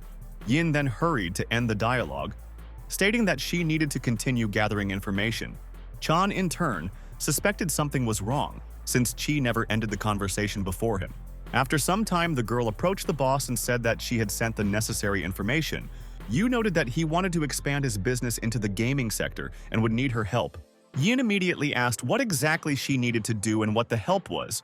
Tan replied that the best selling games are only 35, and she needs to disassemble each, and then send him a detailed report. They also have a break room where she can have a free snack. The main character urged her to get to work and is not lazy, because there are video cameras in the office. He himself thought that she had come here in vain, since now she would have to play games all day long. Chai was depressed by this result, realizing that she should not be so gullible. After that, Yin still began to play games, which initially seemed to her a fascinating business. But after just one day, the girl radically changed her mind. Another day later, she was tired, but continued to work in a half-asleep state. Chai understood that she also needed to return to the collection of the necessary information for E, but she could not ignore the boss's task, so she played on. 6 days later, Yin dutifully performed the most important mission of Mr. Tan. The next day, the Minju Hotel rutted the client to leave the room. However, no one answered her, so the girl used her card to get inside. But when she entered the room, she found no one, and the room was terribly cold. The maid decided to examine the entire room, and once in the bathroom, she screamed loudly in horror. Because there was a dead girl lying in it, the bathroom was overflowing with blood. Soon, news spread that someone had committed suicide at the hotel. And naturally, most of the clients, frightened, chose to leave Mingyue. The new hotel manager, Zhang Li, was already waiting for the main character to rush in. The administrator instantly began to ask for forgiveness from Mr. Yu. The guy said that it was not his fault. The police were already working at the scene and, according to preliminary data, it was a suicide. The young businessman did not fit in his head why a rich man suddenly committed suicide. Zhang also stated that the police were unable to find evidence. Tan asked about the video cameras. Li replied that no one entered her room. Ye suggested that Chung's humble servant Ya might have been involved. Thus, they decided to take revenge on him for the case of the birth of Mui. But to take a person's life is already too much. In connection with this, the guy decided to figure it out personally. Suddenly, he saw a strange picture. Two men with cigarettes in their teeth calmly walked about their business, as if nothing had happened. One of them had a wound in the eye. Lee suggests that the boss suspects precisely these people and asked him. Tan replied that this was the work of others, and he would personally deal with this investigation. Zhang asked to calm the victim's family. The next day, the hotel was literally empty, and even in the bar there was nobody. Suddenly at that moment, the moon appeared on the threshold of Minga, which Yu did not expect. The main character thanked him for giving him problems with the hotel. But I said that the deceased was a member of their organization, and therefore he wants to protect her rights. He added that he didn't like the gentleman's hotel and offered two development options: either close it or sell Luna. The right hand of the Dragon Lord wanted revenge for the humiliation of his master. In this connection, Yu offered to sell Mingyu for 5 billion, or he would go bankrupt. Zhang, in turn, urged him to immediately stop talking to Tang in such a tone. The guy also said that he would not get this hotel, even if he would harm his business. I suddenly snapped and overturned the table, showing my true appearance and hinting at a deplorable continuation of the dialogue. Manager Lee got scared and thought he was some kind of deranged monster. The main character knew his intimidation techniques and decided to play the game. Yu pretended to be a frightened boy and began to immediately call the guard. Long said threateningly that even if dozens of guards came running here, he was ready to kill them all for Mr. Ye. Continuing to play his role, Tang still agreed to sell Mingyu to him. I called him to draw up an agreement and put his seal, after which he will transfer the money. Yu instantly asked his new administrator to bring the seal. Feeling his power, Lun ordered them to immediately get out of here, and henceforth not to attempt on the dignity of Mr. Chan. The upset Zhang and the cheerful Tang hurried to leave the hotel. Lee couldn't help but ask why he did this, because now everyone would think that his family could be bullied. But the guy hurried to convince him of the opposite confident and his actions, saying that the show would begin soon. Afterwards, he asked Zhang if Dafa had arrived at his new workplace. The manager replied that the day before yesterday he arrived in Siberia, and now Mr. Wang is already in Africa. Yu hoped that the Dragon Lord would not reach him and that Wang would be safe. Now Tan wanted to do the moon directly, and began to print something on the laptop. Meanwhile, I called E and told him that the guy sold him the hotel for only 5 billion. Chung, in turn, was pleasantly surprised, because they managed to get Mingyu at an incredibly low price. The ruler also asked the dragon if there was information about the deaf. Lun said that a few days ago he flew to Africa. He urged him to send someone behind Van's head. Naive Chung believed that now he could put on a real show, because Chi had also obtained useful information. At this time, at the police station, the investigator was sure that what happened at the hotel was not suicide. However, the evidence that someone was involved in this at the moment did not succeed. An employee came into her office and decided to distract her a little from her constant work. But it was at that moment that a message came to them in the mail, opening which the investigator fell into a stupor. Because this was the key to the unraveling of such a mysterious murder, the captain immediately ordered the subordinate Xiao Zhang to call Mr. Van. The extremely surprised guy literally taken aback and did not understand what happened. Captain Van went to her office, and the girl called him to look at this message. Seeing truly irrefutable evidence, the captain was shocked. Then he ordered people to collect people and prepare a group. At the end of the meeting, the investigation group left the department to start the investigation. Bai also wanted to take part in the operation, but the head ordered her to rest on the contrary. Vanya decided to go get something to eat, where suddenly a male voice called out to her. The girl looked at the young man and suddenly recognized him as Chung, and called him by name. He not long ago helped her detain a criminal who was robbing people on a bus. Then he ordered his subordinates to catch the offender. Bai, in turn, was struck by his abilities. The most memorable thing about him was his rather strange smile. The grinning Dragon Lord was surprised that she remembered his name. Seeing that he had an incomprehensible bag with empty bottles, Bai asked what business he was developing. He said that he decided to help one grandmother convey a bag and bought her fruits. Vanya doubted his good intentions because she knew that the more a person pretends to be good, the more demons he has inside. Chung continued to pester her and offered to go get something to eat. But Bai chose to refuse, saying that she had a lot to do at the station. He liked to care for ladies, especially impregnable girls, Naively believing that she believed the story with her grandmother and considered him a benefactor, the king wanted to arrange a dragon to him, because when the city is conquered, it will be useful to him. Meanwhile, I hurried to change the name of the hotel on Luncheng and began the struggle with the negative consequences of the past. Then, he hired a beautiful secretary for himself and thought that things began to improve. However, at that moment, police officers unexpectedly burst into the hotel. The secretary, in turn, was terribly scared and did not know where to run away. The terrible Lun asked what they allow themselves, and what was the matter of fact. Vanya presented her certificate and asked if he was the owner of the hotel. Verzila answered positively and again asked the question of what was happening here. Without any explanation, Captain Bai ordered her subordinates to immediately detain him. The perplexed Lun stated that if they tried to approach him, he would be forced to resist. However, seeing how police officers got their weapons, I realized that in such a situation he could not avoid detention. The right hand of the dragon ruler demanded a lawyer and make a call.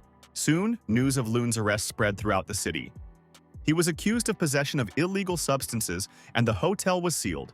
Meanwhile, the main character was calmly lying on his bed at home and playing on the phone.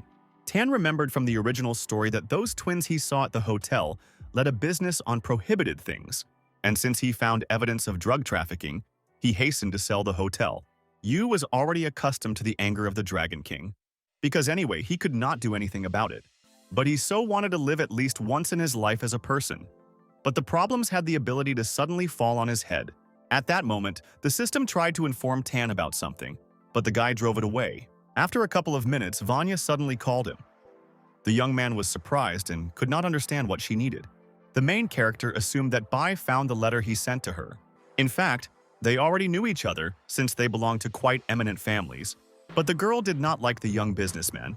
After all, he was Chin's best friend, who was a famous playboy in the city. Meanwhile, Yu still picked up the phone and asked why she was calling him in the middle of the night. Vanya demanded that he immediately arrive at the police station. And if he doesn't show up on his own, she'll send the police after him.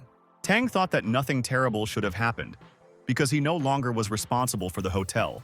The father saw his son gathering at night looking and asked where he was heading, suggesting that he was going to the mine. But Yu assured him that he just needed to leave for a short while, and he does not go to Tsine. After some time, the guy arrived in the police station and tried to control himself. The perplexed Wan Yi initially could not understand who was speaking, assuming that it was Tang's voice. Bai said that he, as a former hotel owner, was also suspected of this case. Yu began to think about everything that had recently happened, and how I tried to set him up with a dead girl. Finally, Vanyi understood the whole situation and who was really involved in this story. The young businessman continued the thought process and suggested that the hair of a murdered girl could be in the moon's house. Suddenly, the captain said that the interrogation was over and thanked him for his cooperation.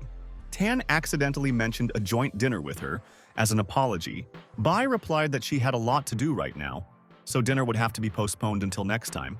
The young man did not expect her to take this literally, because in fact he was not eager to go on a date with her. Hearing this thought from such a self-confident Yu, Vanyi understood that he had too high an opinion of himself. After that, the girl began to spend before the exit of the Honorable Mr. Tan. However, the main character suddenly saw on the threshold of the police station E. Chung also paid attention to him and stared at the guy with a withering gaze. Dragon Vladika could not understand what his worst enemy was doing in the sight. The same thing thought in Yu, who hastened to assume that he was caring for Vanya. Bai, in turn, inquired about the purpose of Ye's visit, thinking that he wanted to report a crime. Chung said he came to his friend, whom they hurried to arrest. The girl perfectly understood that if he is a friend of the moon, then he himself was probably not as clean as she wanted to seem. Vanya said that the nature of the crime is too serious, and it is impossible to visit it. The Lord of the Dragon replied that he was his boss, and therefore he is the first with whom Lun should talk, adding that the previous owner was Yu, and she must interrogate him. Bai said, "I will be punished, because he is the owner of the hotel." Chan was furious as she was obliged to obey him, and not to resist and dare. Meanwhile, Tang thought that Yi intentionally helped Vanya then, so that they had a relationship. Hearing the guy's thoughts, the girl realized that this arrogant scoundrel specially arranged their meeting. In this connection, Yuya thanked for his cooperation and noticed that dinner was due. Then she hastened to detain Chung for interrogation, since he is the boss, which means that he is directly related to the matter. The main character did not understand why she was so polite with him, and mentally asked her not to fall in love with him. At that moment, Muya suddenly appeared. Tan did not understand what she was doing here. Yi, in turn, suggested that Su found out about his troubles and came to his aid. However, the girl walked past the dragon ruler as if she had not noticed him. Going to her lover and asked if everything was in order with South, the guy again began to mentally implore only Mui so that she would not approach him, thereby provoking Yi. The girl seemed to deliberately say that she was absolutely not interested in Chung. Then she invited her future husband to take a walk together and took his hand. The young man literally taken aback. The Dragon King was also shocked by this behavior of his woman and could not allow her to molest his enemy. Tan, in turn, silently headed for the exit. But at that time, a female voice called him. Turning around, he saw Yexue, who said that she heard about the incident at the hotel and came straight away. But she did not expect to see Muffy here, all the more holding Yuya's hand. The girls instantly began to incinerate each other with hateful glances. Wang asked why Su suddenly became so active because she had not previously been interested in men. Mui pressed even more to Tan and menacingly stated that she was not obliged to report to her. And this is her business. The main character was annoyed by what was happening and mentally called them. Stop this circus. Yixui also said sarcastically that she didn't dare to grab her boyfriend's hand. But Su said that she apparently has problems in her head because Yu is her boyfriend. Van again noticed that they did not even get married. Besides, she did not know anything about him, neither his favorite color nor his interests.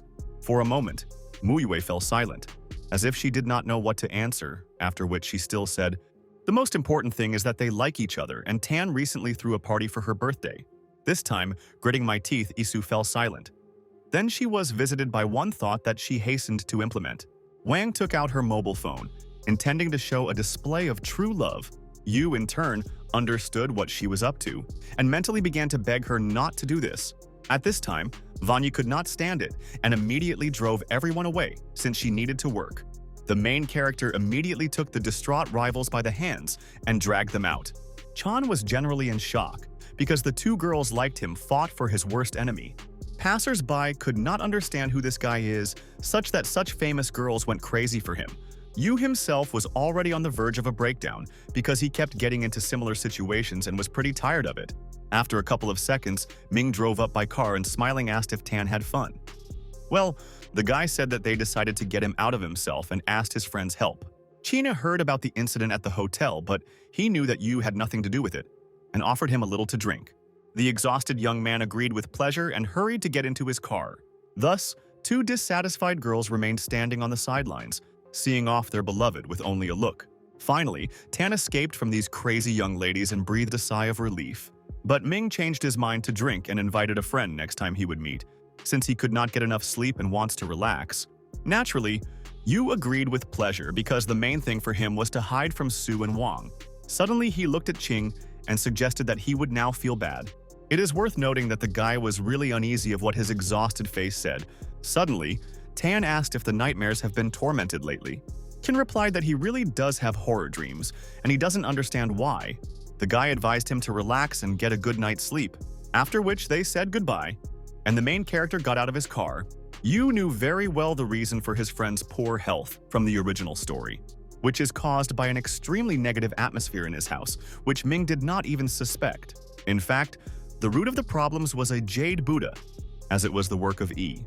And when the Qin family found themselves in a difficult situation, Chung came to their aid, and his family began to respect him, and his elder sister Kexin began to have warm feelings for him. The plot of this story was quite primitive, however, as always. At this moment, the system awarded the owner, Yin and Yang Wuji, which can only be used once. Indignant, Yu asked why it could only be used once. The program replied that according to the plot, he can improve his power with the help of this gift. Adding, due to the fact that the master did not complete the chapter and angered the Dragon Lord, the reward was issued in one copy. The main character realized that he never managed to go through everything in an ideal way. Meanwhile, Vanya finally arrested Chan, but she was able to do this only the next day. However, the mysterious stranger instantly rescued him, making a bail for him. Having been released, he understood that she had not been easy for her to pull him out. As it turned out, the girl turned out to be Huiyin, the first heiress of the He family. Their family was a branch from the Yanjin family, and the elderly Madame Hei maintained contact with Chan, which once helped her with treatment, and therefore they were in debt in front of him. The Dragon King mentioned his subordinate Luna and said that he was also arrested. But Huayin said that in this case she was powerless, and it was necessary to figure out how to pull it out. Frustrated, Ye thanked her again for her help and promised to visit Mrs. He. Then the girl said goodbye to Chan and stated that she needed to return to the meeting.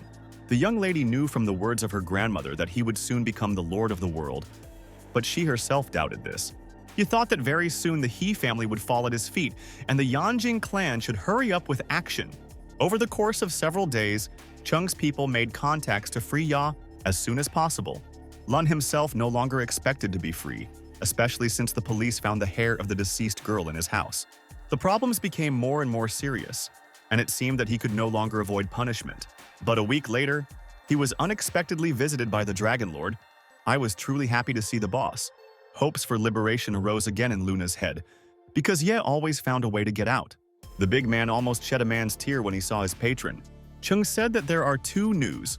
One good second is not very, and asked which one to start. I asked him in a trembling voice to start with the good news, and was already in anticipation. He said that the lawyer nevertheless achieved the mitigation of the sentence in his case. However, the bad news was that Lun could be released only 20 years later.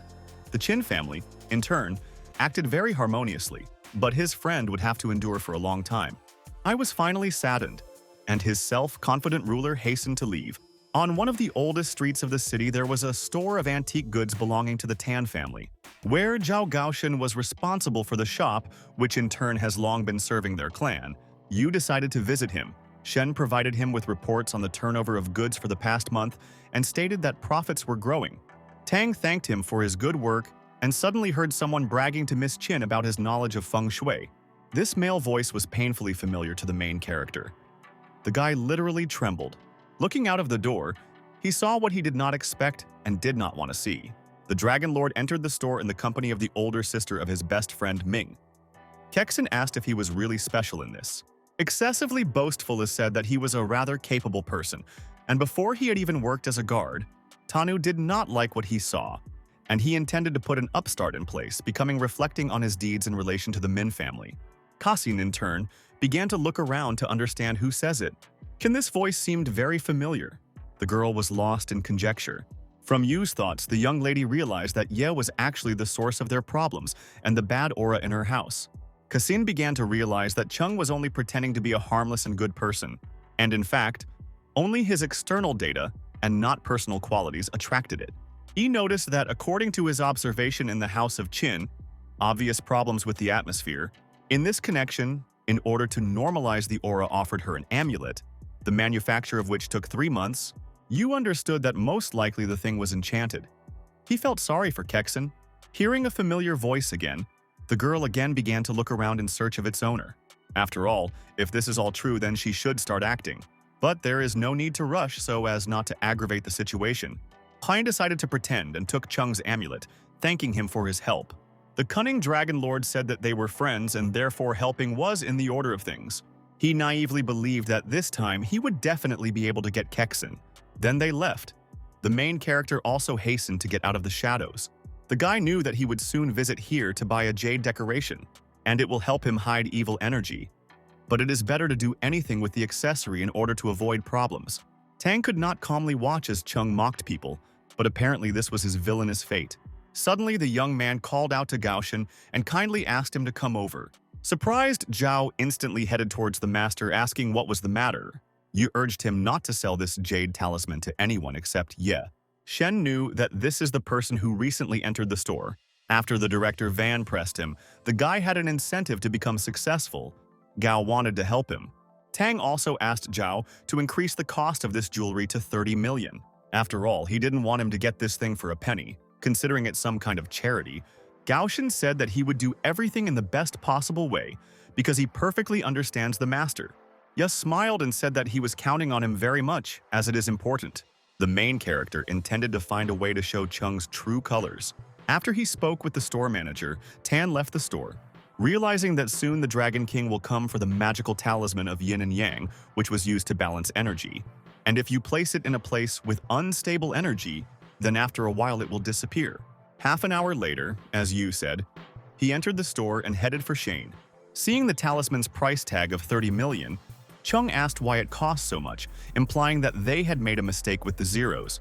Jay replied that this jewelry came straight from a tomb from the Song dynasty. The price and quality are justified, but the Dragon Lord stated that its maximum price should be no more than 500,000. Yao retorted again. Yesterday, a specialist from Hong Kong said that this is a real treasure and the price corresponds, and if the gentleman doesn't like something, then he doesn't have to buy the talisman. However, he nevertheless agreed and quite in a rough form asked him to pack the decoration. Chung, in turn, was willing to spend hundreds of millions to destroy the Tang family, after which the smiling Shen kindly replied that now he would do everything in the best possible way. He himself understood that he could not compete with his master, and he would soon regret it.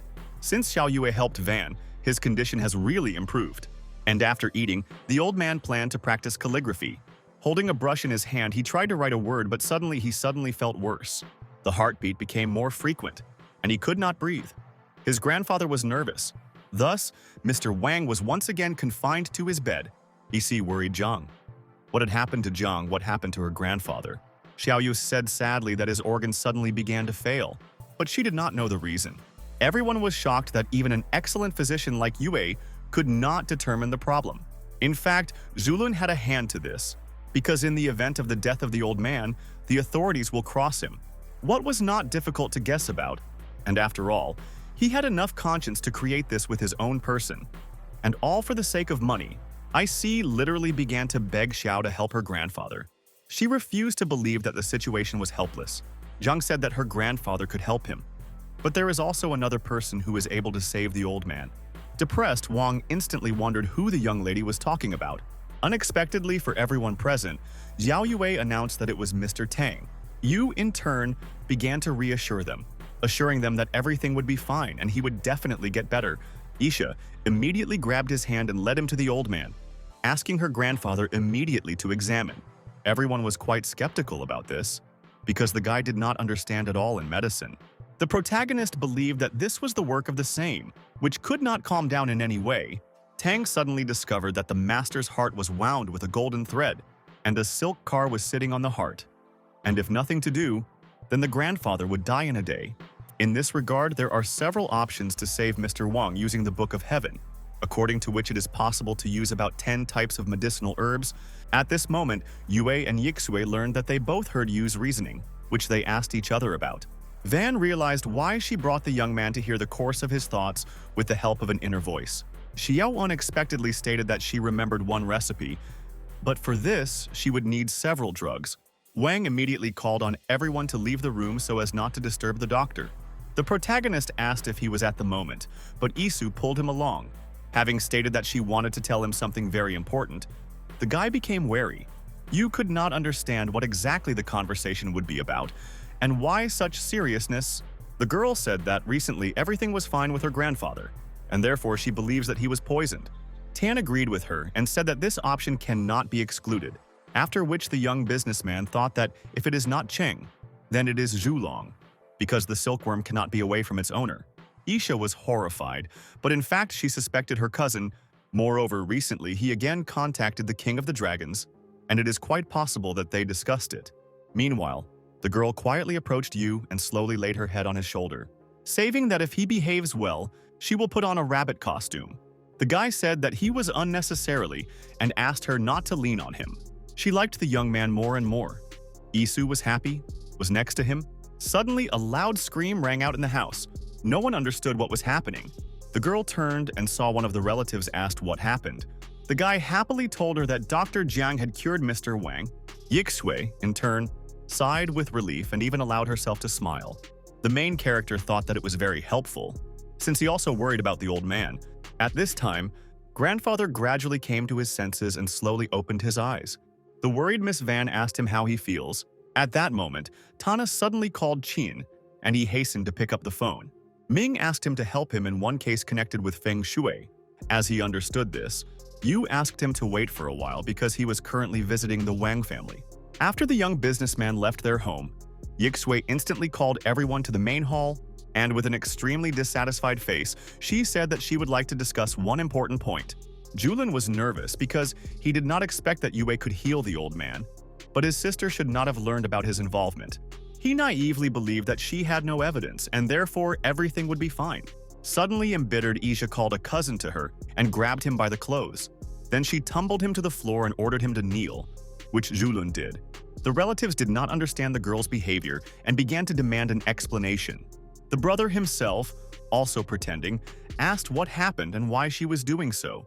Van immediately accused him of urging her to invest in the unprofitable company Fars, and it was because of him that his grandfather became ill.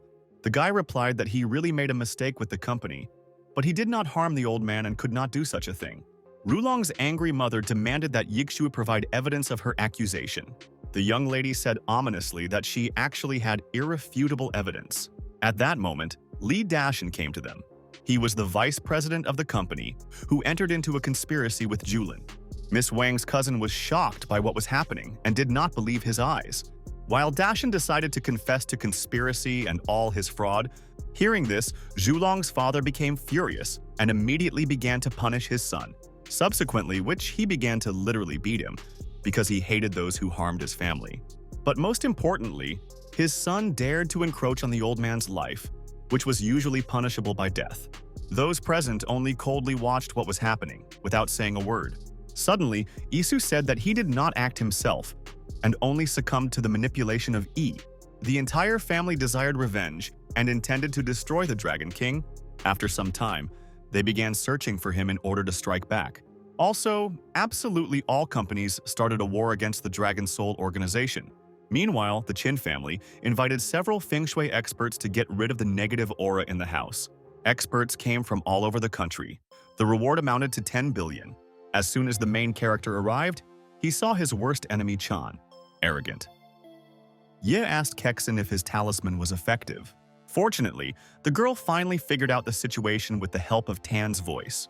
Suddenly, the young lady again heard this voice, which was interested in where Ming disappeared. She began to look around to thank her benefactor. In addition, the unknown pronounced the name of her brother, which means he knows him personally. The main character got out of the car and immediately headed for them. Suddenly, Yu saw Gaoshan and asked why he came here.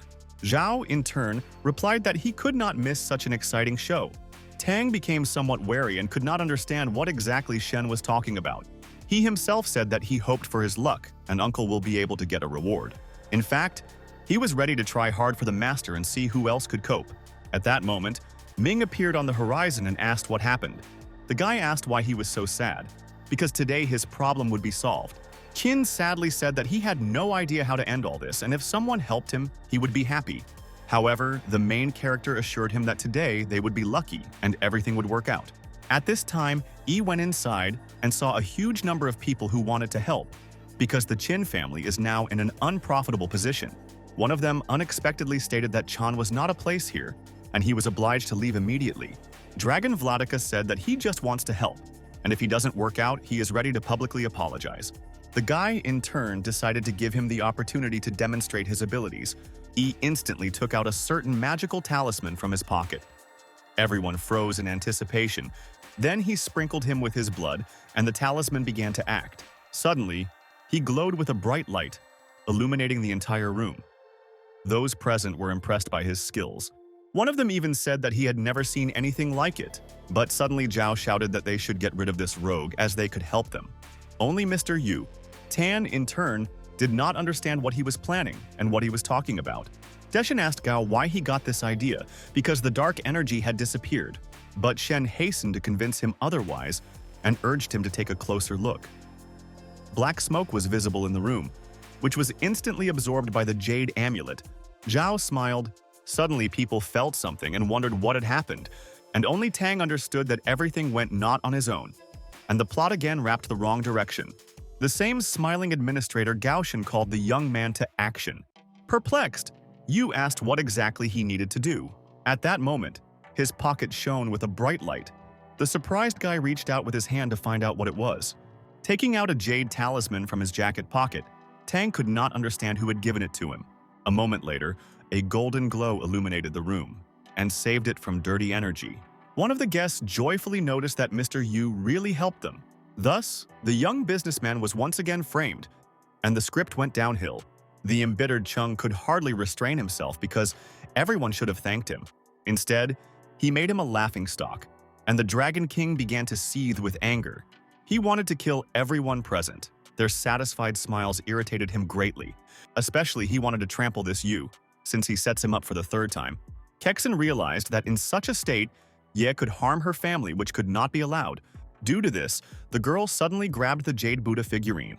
Then, looking menacingly at Chan, she broke the figurine, throwing her on the floor, from which some magical energy immediately rushed towards Yi. One of the experts sent noted that the dark energy after liberation always returns to its owner. Other experts supported their colleague, opposing the Dragon Overlord. Chan in turn began to boil with anger, but tried to hold himself in his hands. The main character naturally saw and understood the condition of the embittered Yi. At this moment, Qin intervened and stated that all the troubles of her family were precisely because of him. Suddenly, Ming ran into the room and urged to grab this rogue. Tang tried in every possible way to calm him down, but the guy continued to push him on Chan, who in turn could not stand it and grabbed him by the throat. Everyone was in shock. Kassen demanded that he immediately let her brother go, but the Dragon King would not listen to her. Yi stated that such a small family could not do anything to him, and if not for you, they would already be dead. The young businessman did not understand why he constantly linked him to his own failures. After that, Chung gave him a choice: or Ming would die, or Tan. Qin shouted again, urging him to leave immediately. The situation was extremely tense. The Dragon Vladika in every possible way rushed Yuya with a choice. Ming did not want his best friend to suffer because of him. Because once he had already saved his life, Yi began to thicken the colors, saying that it was extremely cowardly on his part to observe the death of a friend. A moment later, the main character nevertheless agreed to take the blow. Although he tried to behave more restrained, it was necessary to act differently in this situation. Kassen, like all those present, appreciated Tana's act. The girl even wept. The young man ordered Chung to immediately release his Ming, after which they would deal with each other. Naturally, he didn't want this, but there was no way to run away cowardly either. The dragon ruler loosened his grip and finally released Qin, agreeing to solve the problem with Yu. Going out into the street, Ye said that Tan had already disgraced him 3 times, and he couldn't turn a blind eye to it. Realizing that he is weak in martial art, unlike him, and even if he misses a blow, he will not receive much damage. However, self-confident Yu called him to start first, saying that if he attacks, then Chan is not good. Everyone considered that Mr. Tang would deal with this upstart without any problems. The embittered King of Dragons said that now he is saying goodbye to life, after which he struck the main character with a lightning strike. But something went wrong. The guy in turn stood absolutely unharmed and blurred in a malicious smile. Then the discouraged Ye attacked the young businessman again, but nothing happened. Yu understood that one of the system's rewards was indeed useful, since even Chung was not able to harm him. Tan decided to take advantage of the power of Yin and Yang to deliver a response. And just a couple of seconds later, the guy's crushing attack reached its target. As a result, the perplexing dragon, the Lord, flew to the side. Those present were shocked by the strength of the young man. Even Gaoshan did not know about his master's such abilities. Joyful Ming said that his friend was indeed very powerful. Everyone as one began to compliment him, because with just one blow he defeated Yi. Yu, in turn, understood that Chen would be furious now, but he managed to teach him how to teach him. Meanwhile, the wounded Lord of the Dragons was still able to get to his feet. He intended to heal himself with the help of a bottle, and then kill everyone, because a real hero could not be defeated. Kexen immediately ordered his capture, declaring that she was even willing to pay money to anyone who crippled Ye. At this moment, Chung shouted menacingly that no one should come near him. However, all the people ignored his demand and rushed to attack. The protagonist wondered how the plot would develop if they will kill it now. After some time, the mutilated Dragon Lord lay on the ground. One of the guards suddenly saw the bottle and hurried to crush it. At this time, Chung suddenly blew himself up and began to run away in an unknown direction. However, one of the guests was able to catch up with him and grabbed him by the pants, but this did not stop Yi. The ruler tried to run the dragon to run away, dragging the guy who grabbed the ground on the ground. At a certain moment, he nevertheless tore his pants, and Chung, as if nothing had happened, rushed forward. The main character knew that according to the script, luck would always pursue Yi, after which, people again began to thank Mr. Tan, because he was not only known in feng shui, but was also a martial arts master. One of them even allowed himself to call him the best fighter in the country. which of course was an exaggeration. However, the young businessman liked that he thus placed them to himself. At the same time, Yu quite modestly noticed that they had coped better than him and urged everyone to relax. The people began to actively discuss among themselves the power of Mr. Tan. At that moment, the guy suddenly called out, "Cassin." The protagonist turned around. The worried girl asked him how he feels, after which once again thanked him for his assistance. Yu was extremely surprised by her behavior, because she always hated him. Their relationship has not worked out for a long time, and this has continued to this day. More than 10 years ago, Chin slept peacefully in her room. She slept better this way, and Tan couldn't find Min and decided to ask her where her brother was. The semi-shaped Kassan raised herself and saw a surprised protagonist. In connection with this, she literally flew into a rage and struck him with a lightning strike. The guy was shocked by what was happening, because he had done nothing wrong, and after this situation, they never talked to each other anymore. The modest Yu said that there was no gratitude, since he could not help but protect his friend. Tan himself was pleasantly surprised by the dialogue with her, which was not between them for so long. However, it is worth noting that everything that happened precisely because of Ming.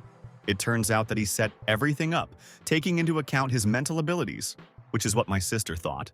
At this time, Yixu suggested that Chin was deliberately helping Kexin recapture her young man. At a certain moment, two girls met hated views. Wang then turned to her Yu and asked if he was okay, but, without allowing him to answer, Yixui instantly took him by the arm and, dragging him along, said that she needed to examine him for injuries. The perplexed Tan did not understand why she came up with some kind of examination, because it was already clear that everything was fine with him. Hearing his thoughts, the young lady replied that she was worried about his health. Yu suspended something was wrong and offered her to examine him, since he is more competent in this matter. At this point, Min stated that their family doctor quit a couple of days ago. Yixue, in turn, noted that he had nowhere to go and would have to examine him for injuries. Finally, the frustrated main character agreed, although terribly did not want this. Entering the room after Van, Cassin went, the girl asked why Chin came, naively believing that her external data is in many respects inferior to her extraordinary beauty. The young lady said that it was her house, and she also wants to inspect the guy's wounds. In the end, the extremely dissatisfied Yixui reluctantly agreed to her terms, after which Van urged Yu to undress so that she examined his injury. The main character again stated that everything was fine with him and he was not injured.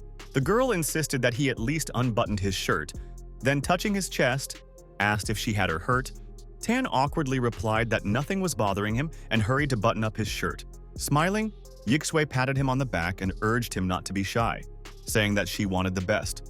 Yu looked at her and realized how lucky he was that Kexin was here. Her contented expression and burning eyes said that she was in love. Thus, this extremely rich day has come to an end, and everyone went home. Regarding Yi, the guy understood that at the moment he could not strike, as the Tang and Qin family were united. Soon, Mr. Yu sent Def to Antarctica, where he knew the local nature. The main character himself received Fudo's book from the program, and believed that with it he had nothing to fear. However, I decided to check because the system has more than once failed it. He remembered that there is only one person in this house who showed cruelty to him. Approaching his father, he immediately began talking about how he could use some work. Tan, in turn, began to provoke him in every possible way in order to piss him off and asked about things at work. Naturally, the father reacted violently and once again took off his belt, after which he began to hit him on the back with a belt. But at the same time, the young man smiled. At a certain moment, he was tired. The gloating son ironically noted that apparently Dad hadn't eaten enough porridge today. Tang Sr. was perplexed, sadly suggesting that he was no longer that age, and the bastard had grown up. Satisfied, Yu instantly ran to his room, realizing that the technique really worked, which naturally couldn't help but please him, when suddenly his fun was interrupted by a thin female voice, who affectionately called him. The guy turned and saw a young stranger. The smiling girl called the new maid in his house named Lin Han. The main character also smiled at her and greeted the pretty maid. The young lady, in turn, asked in surprise if the master really does not remember her. Suddenly, he lit up that this girl with whom Ming introduced him to the club, and according to the plot, it was Qin who was supposed to be with her. But after the tan, he urged a friend to interrupt their communication with her, and they did not see each other anymore.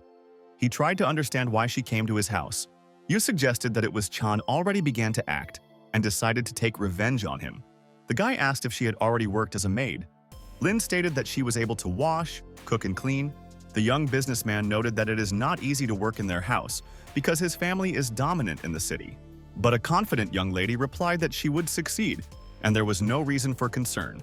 Suddenly, he demanded that Han sit down on the bed, and he would lie on her legs for a while. Thus, Tang intended to piss her off, so that the end result was that the girl would quit herself. However, a moment later, Lin obediently sat down on the bed, and Yu lay down on her legs. Then I extremely politely asked the master if it was convenient for him. The main character answered positively and continued asking her provocative questions, assuming that soon she will not stand and breaks away. And there is the dismissal not far off. But it is worth giving a proper very patient girl, because he did not give a look, which is nervous. Then Tan again turned his verbal flow against her and said various nonsense. However, Han constantly answered provoking questions politely. In fact, she wanted to kill him. The girl tried to control herself as she needed to find out more information. Yu, in turn, began to reflect on how such a cute girl became a killer. Lin was surprised because if he knows that they are enemies, then what is such mercy to? Suddenly the young lady asked him if he had any brothers or sisters. Tan replied that he was the only one in the family and had only cousins. When he thought about relatives, for some reason only one person came to mind, who was watched around the clock. Han realized that Yu was actually a very cunning person, because even Ye could not defeat him. After which the girl suddenly began massaging his temples and asked if he felt better. The pleased main character joyfully stated that she came up with this very opportunely. Lin decided to ask him if she could stay and work in his house. Tan suggested that she realized his intention to dismiss her, but this he wanted to do a little later. The guy put his hand on her leg and said that she could continue working, but if she changed her mind, the doors were always open. The young man literally enjoyed the role of the insolent and did not think to stop. Although he knew her difficult fate, where her parents were brutally killed and Chung took him under his wing, who taught her everything. But at the end of the script, she will hate him, although she will not be able to finally tear off his connections with him. Hearing Yu's thoughts, Han was shocked, because she only wanted to find out about her brother. But it turns out that the elder who told her about how he saved her turned out to be the killer of her parents. Seeing the frightened expression on the girl's face, the young man asked what happened. Lin began to say inaudibly that she urgently needed to go to the restroom. Absolutely calm and smiling, Tan fell on the sofa and said that she was free. Going out the door, Han tried to hold on because it was impossible to lose his composure. Having thought a little, the girl came to the conclusion that from now on she would have to be on the other side of the barricades in the organization of the Dragon Soul. At that moment, his brother suddenly entered his room and greeted him. The main character was extremely surprised at why he came here. The young man joyfully stated that he wanted to give them a gift for his wedding with Miss Muyu, after which he handed over the gift box. Tang sincerely thanked him. Then, sitting down on the sofa, Yu asked how his business was going in the company. The boy replied that there was still a lot he didn't understand, and he clearly lacked brotherly advice. However, Tan said that he had impressive skills, because otherwise he would not have handed over 250 points. Suddenly, the young man made a surprised expression and wondered why he was talking about this. Then Yuya asked Yu to come to them with a check. As it seems to him that corruption flourishes there, Tan asked him if his brother really wanted him to go there right now. The guy asked to postpone his visit for a couple of days to collect the necessary evidence. As it turned out, in fact, it was Dafa who thought of killing his brother. Indeed, in this way, all power will turn into his hands, and no one can stop him anymore, which the young man intended to do. The main character, in turn, agreed to visit the company in a couple of days, realizing very well that very soon he will fall into his trap and everything will fall into place. After which the guy left and immediately called the Dragon Lord, saying that Yu agreed, naively believing that this time Tan would definitely lose and he would become the sole owner of the business. Over time, the young businessman realized that Ye had actually sent 4 people after his head. That's all because he personally couldn't handle Yu, but they didn't know what show they signed up for. Tan then went to a meeting of many corporations, where he would speak as a representative of his company. Min met him in a company of charming girls and greeted him. Qian immediately grabbed the guy and, dragging along, said that he needed to talk with him. The main character asked who needed him so much now. Entering his room, he was greeted by a joyful Kexen, who was holding paints in her hands and offered him tea. The young man showed a bottle of liquid and politely said that he had water. Yu himself could not understand why all the girls pay him so much attention. Chin asked him for forgiveness for the previous incident because she did not know that her brother was to blame for everything. Tan kindly replied that everything was fine and he had already forgotten about what happened. Suddenly, Kexin asked the young man if he wanted to draw. The main character said that he had not done this for a very long time and slowly approached her picture. The girl sadly said that the three of them used to often draw at their home. It is worth noting that Chin has been a sensitive girl since childhood, but she also showed composure, and she found true friendship with Yu and her brother. They loved to sit in nature and draw. The surging nostalgia suddenly interrupted Tan, who noticed that its skills in drawing had improved significantly. Kassen thanked him for helping her then learn to draw. After all, when she was deeply depressed and painted only with black paints, Yu waited for the right moment and painted her picture with different colors. Since then, it has become much easier for her to get out of such situations. The guy noticed that he simply did not like the black butterfly, and therefore, he gave her a little life, after which he hastened to leave. Suddenly, Kexin burst into tears and rushed out of her seat to ask why he hated her so much. Tan urged her to calm down, otherwise everyone would think that he was mocking her. Chin handed him a brush and once again asked him to paint with it. At that moment, she took a step towards him and suddenly stumbled. The main character instantly ran to her and asked if she was in order. Kexin said sadly that she twisted her ankle and now it hurts. No less sadly, adding that it urgently needs to be examined. Tan, in turn, thought that all the girls decided to mock him. But there was no choice but to inspect her leg and Yu helped her get to the sofa. The girl seemed to deliberately make a sad face and said pitifully that her leg hurt. At this time, Yixue and Muyue and Xiaoyue ran into the house. Naturally, they were looking for their beloved. Ming said that he had some urgent matters to attend to and would be back soon. The girls, in turn, understood that Chin was being playful and continued to look at him menacingly. Realizing that he would not be able to cover his friend, the guy told them that Tan was talking to his sister. Sursa went to the door and began to listen to understand what they were talking about. Van was much simpler in this matter and simply offered to enter the room. A moment later, the girls showed up to them. Yu could not understand what they were doing here and why they had come at all. Yixue stated that Chin told them about his whereabouts and that is why they are here, after which I ironically asked Kassen, "Did she really hurt her leg?" The girl sarcastically replied that she sprained her ankle, but the gentleman helped and she felt much better. The main character confirmed her words and said that they should not worry so much. Muyue, in turn, understood perfectly well that Chin was deliberately fooling everyone's heads. At this moment, Zhao Yue asked her to show her leg since she is an expert. Yixue also understood that Kexin was just playing for the audience and wanted to get closer to the guy. Suddenly, Tan stated that he would soon begin the meeting and he needs to leave. Van immediately took his arm and rushed to head to the exit, saying that her uncle wanted to talk to him, which naturally didn't please Muyu, who instantly expressed her dissatisfaction and asked why she was grabbing his hand. In this connection, she grabbed his hand and said that Isu should not have pestering other people's grooms. But the girl replied that she knew about their arranged marriage and asked Jiang about it. She said that today the times are completely different and everything has changed. In fact, Kexin really began to have some warm feelings for Yu, and she did not want to share him with anyone. And since they failed to divide the main character, they all went out into the street. People around were perplexed, saying that it was not normal for girls to run after a man. His father also saw them, who, like everyone else, could not understand why they pestered him. Unexpectedly, the guy noticed that his son had really good taste. Gancheng, as always, instantly grabbed his belt to teach him. Not understanding how many daughter-in-law, Tang was about to bring him to the house, noting his excessive upset. Even old man Wang was surprised because his granddaughter despised men and maintained this position for many years. Therefore, I decided to ask her why she was behaving this way. Yixue said that he needn't worry and go to rest. Chunshan, in turn, asked the daughter to bring Yuya into the house to drink and talk a little.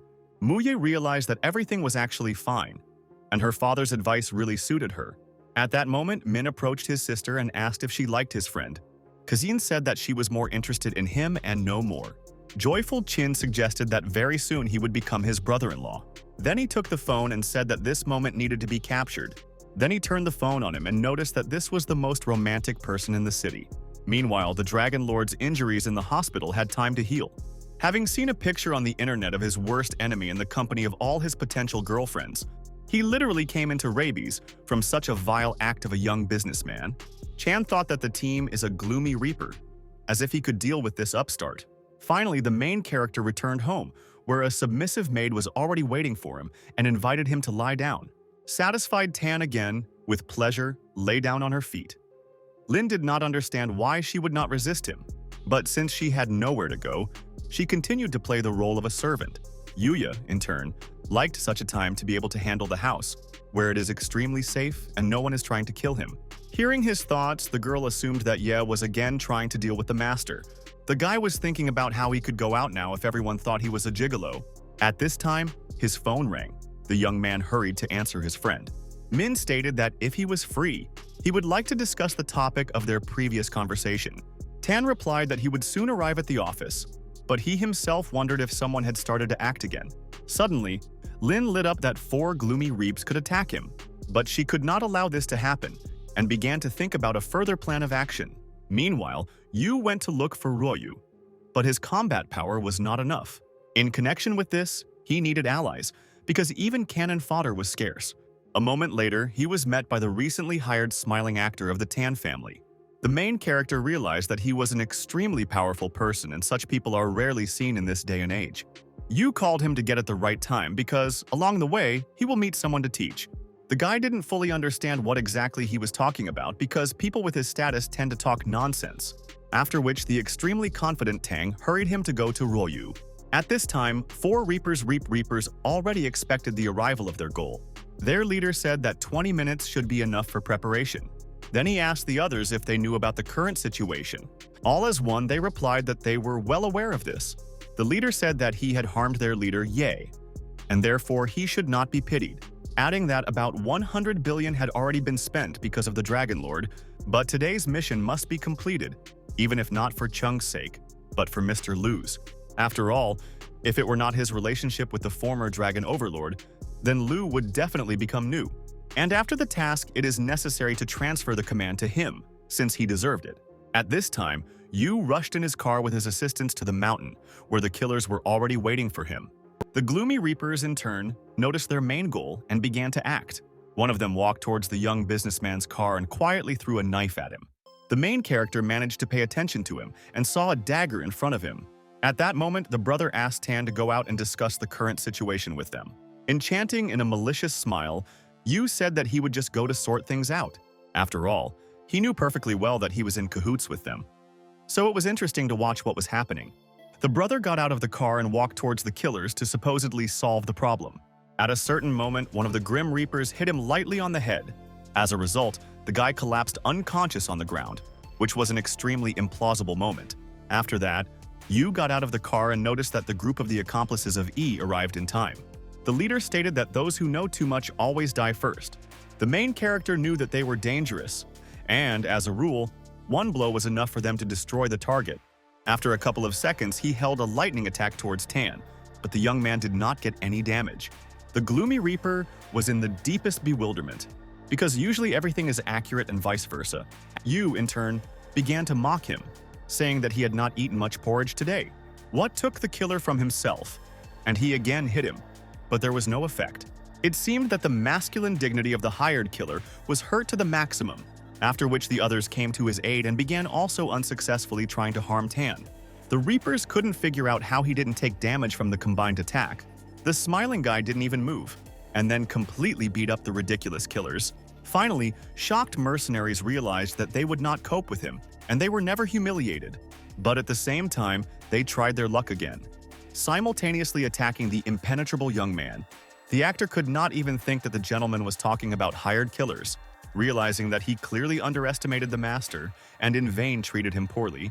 What did the tired Reapers think about because no one had put such pressure on them before? However, they still unsuccessfully rushed into an unequal duel with Tan.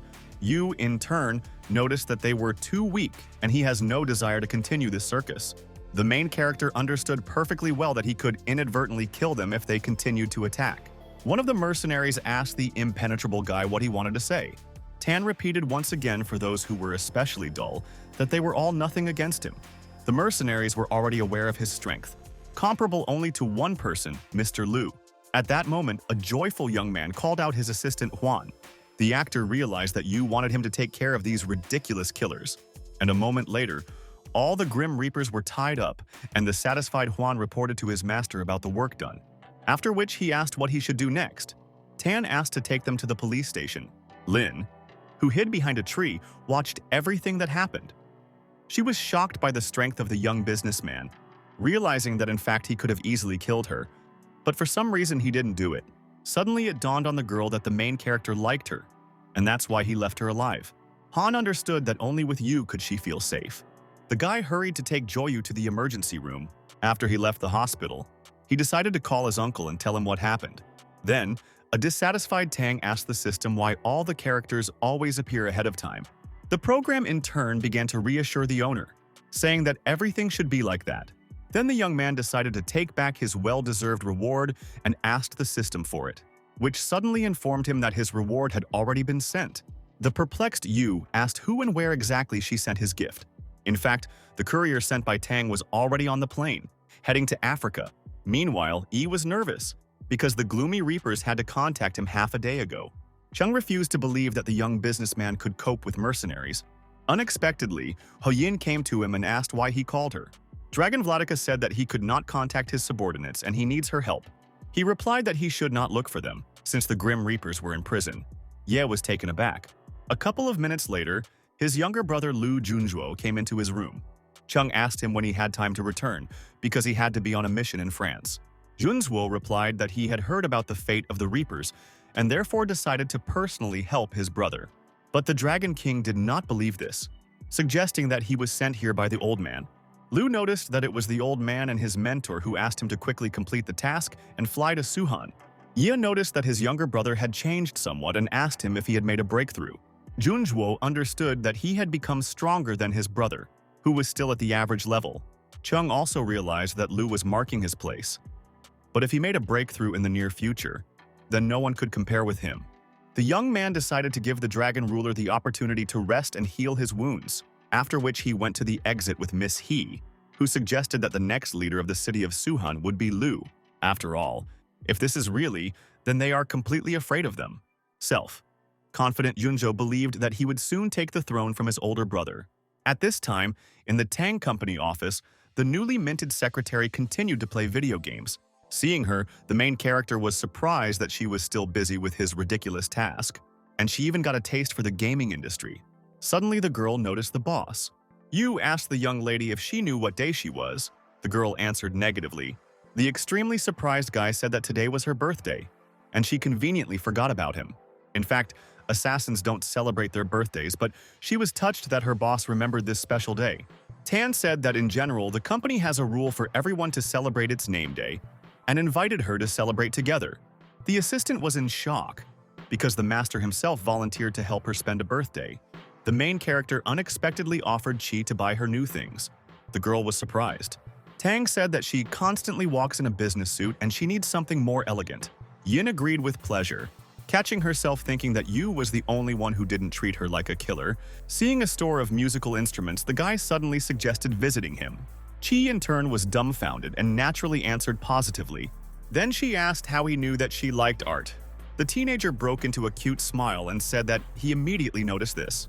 After all, Tan knew that she played the guitar, and for her birthday, it was the best gift. A joyful saleswoman asked what kind of guitar she prefers, classic or an electric guitar. The businesslike young master turned to Yin and asked the same question. Qi became thoughtful. Then I began to examine the entire available range and finally made my choice. A moment later, the young lady chose one of the classical guitars, which she informed Yuya about, implying that Mr. Tang is happy to give her such a gift. The employee noted that this is the last guitar and she is manual work. The young cultivator asked how much this classical guitar cost. The girl still joyfully said that her price is 370,000. But at that moment, a certain business lady came into the store and wanted the same guitar. The saleswoman replied that it had already been bought. However, Xiao demanded that the employee return the money to them and sold this musical instrument to her. Since she was their regular customer, Yu did not like the behavior of the impudent person. The girl, in turn, noted that the store rules do not provide for such an action. But Xiao confidently headed for the target in the form of a guitar, and even pushed the girl aside. Having stated that she invested a considerable amount of money in this store, and there should be an appropriate attitude towards her, Shuchen extremely reluctantly asked for forgiveness from the lady and stepped aside. The main character did not like this scene. and he thought that Zhao might turn out to be the mistress of some villain. In addition, according to the plot, Chan is obliged to soon grab her, after which a person will appear protecting the young lady. At this time, the worried director of the store ran up to them and asked what happened. The business Zhao said that he poorly teaches his employees since she has no right to teach her some rules. The indignant leader instantly pounced with insults on Liu, saying that she could not behave like this with clients. Then Susan said that initially young people bought a guitar, and after that she came and demanded to give her a guitar. The boss ordered her to immediately apologize to her mistress and leave from here. Tan, in turn, could not stand such injustice and said that in this city no store would no longer open. The business director said that he was backed by quite wealthy people. The indignant Xiao asked the young cultivator who he was and how she dares to argue with them. Then she looked at Qi and noticed that his girl was generally dressed in a strangely dressed and once again called on to return the guitar. Naturally, Yin was not going to return the musical instrument to the impudent person, and Yu, in turn, gave a slap in the face of Xiao. A shocked girl did not expect such a turn. The dumbfounded lady asked the protagonist if he was a man, because no one dares to beat a woman. The young master replied with a smile on his face that for him, everyone is absolutely equal. At the same time, he understood that both of them in the plot are negative characters. Yin, in turn, was pleasantly surprised because Yu, as it turned out, was for equality.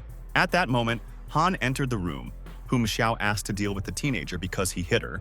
The guy immediately fixed his menacing gaze on Tan and asked how he dared to touch her. Yu knew who he was and that he was from neighboring Yanjing. His family had always been at enmity with the Ye clan, in connection with which he decided to hide behind the Chan family to declare the war Hanyu, but there was no response from Tang, so the young man called on Zhou to deal with him. The bodyguard Connie instantly rushed into a fight with a young master and began to apply powerful blows, but the guy deftly evaded them. Qi wanted to help the master and finish off Zhou, but Yu stopped her, making it clear that he himself could figure out the situation. Then he looked at the guard Khan and asked, was it all that he was capable of? Zhou was shocked and did not understand how the teenager was able to survive and dodged his attacks. Assuming that in fact the fighter is at the level of the kingdom of Ditzi, Han wondered the same question, realizing that this person is really not so simple. The perplexing Zhao asked her patron what kind of kingdom it was. The guy couldn't resist and slapped her in the face, ordering her to shut up immediately.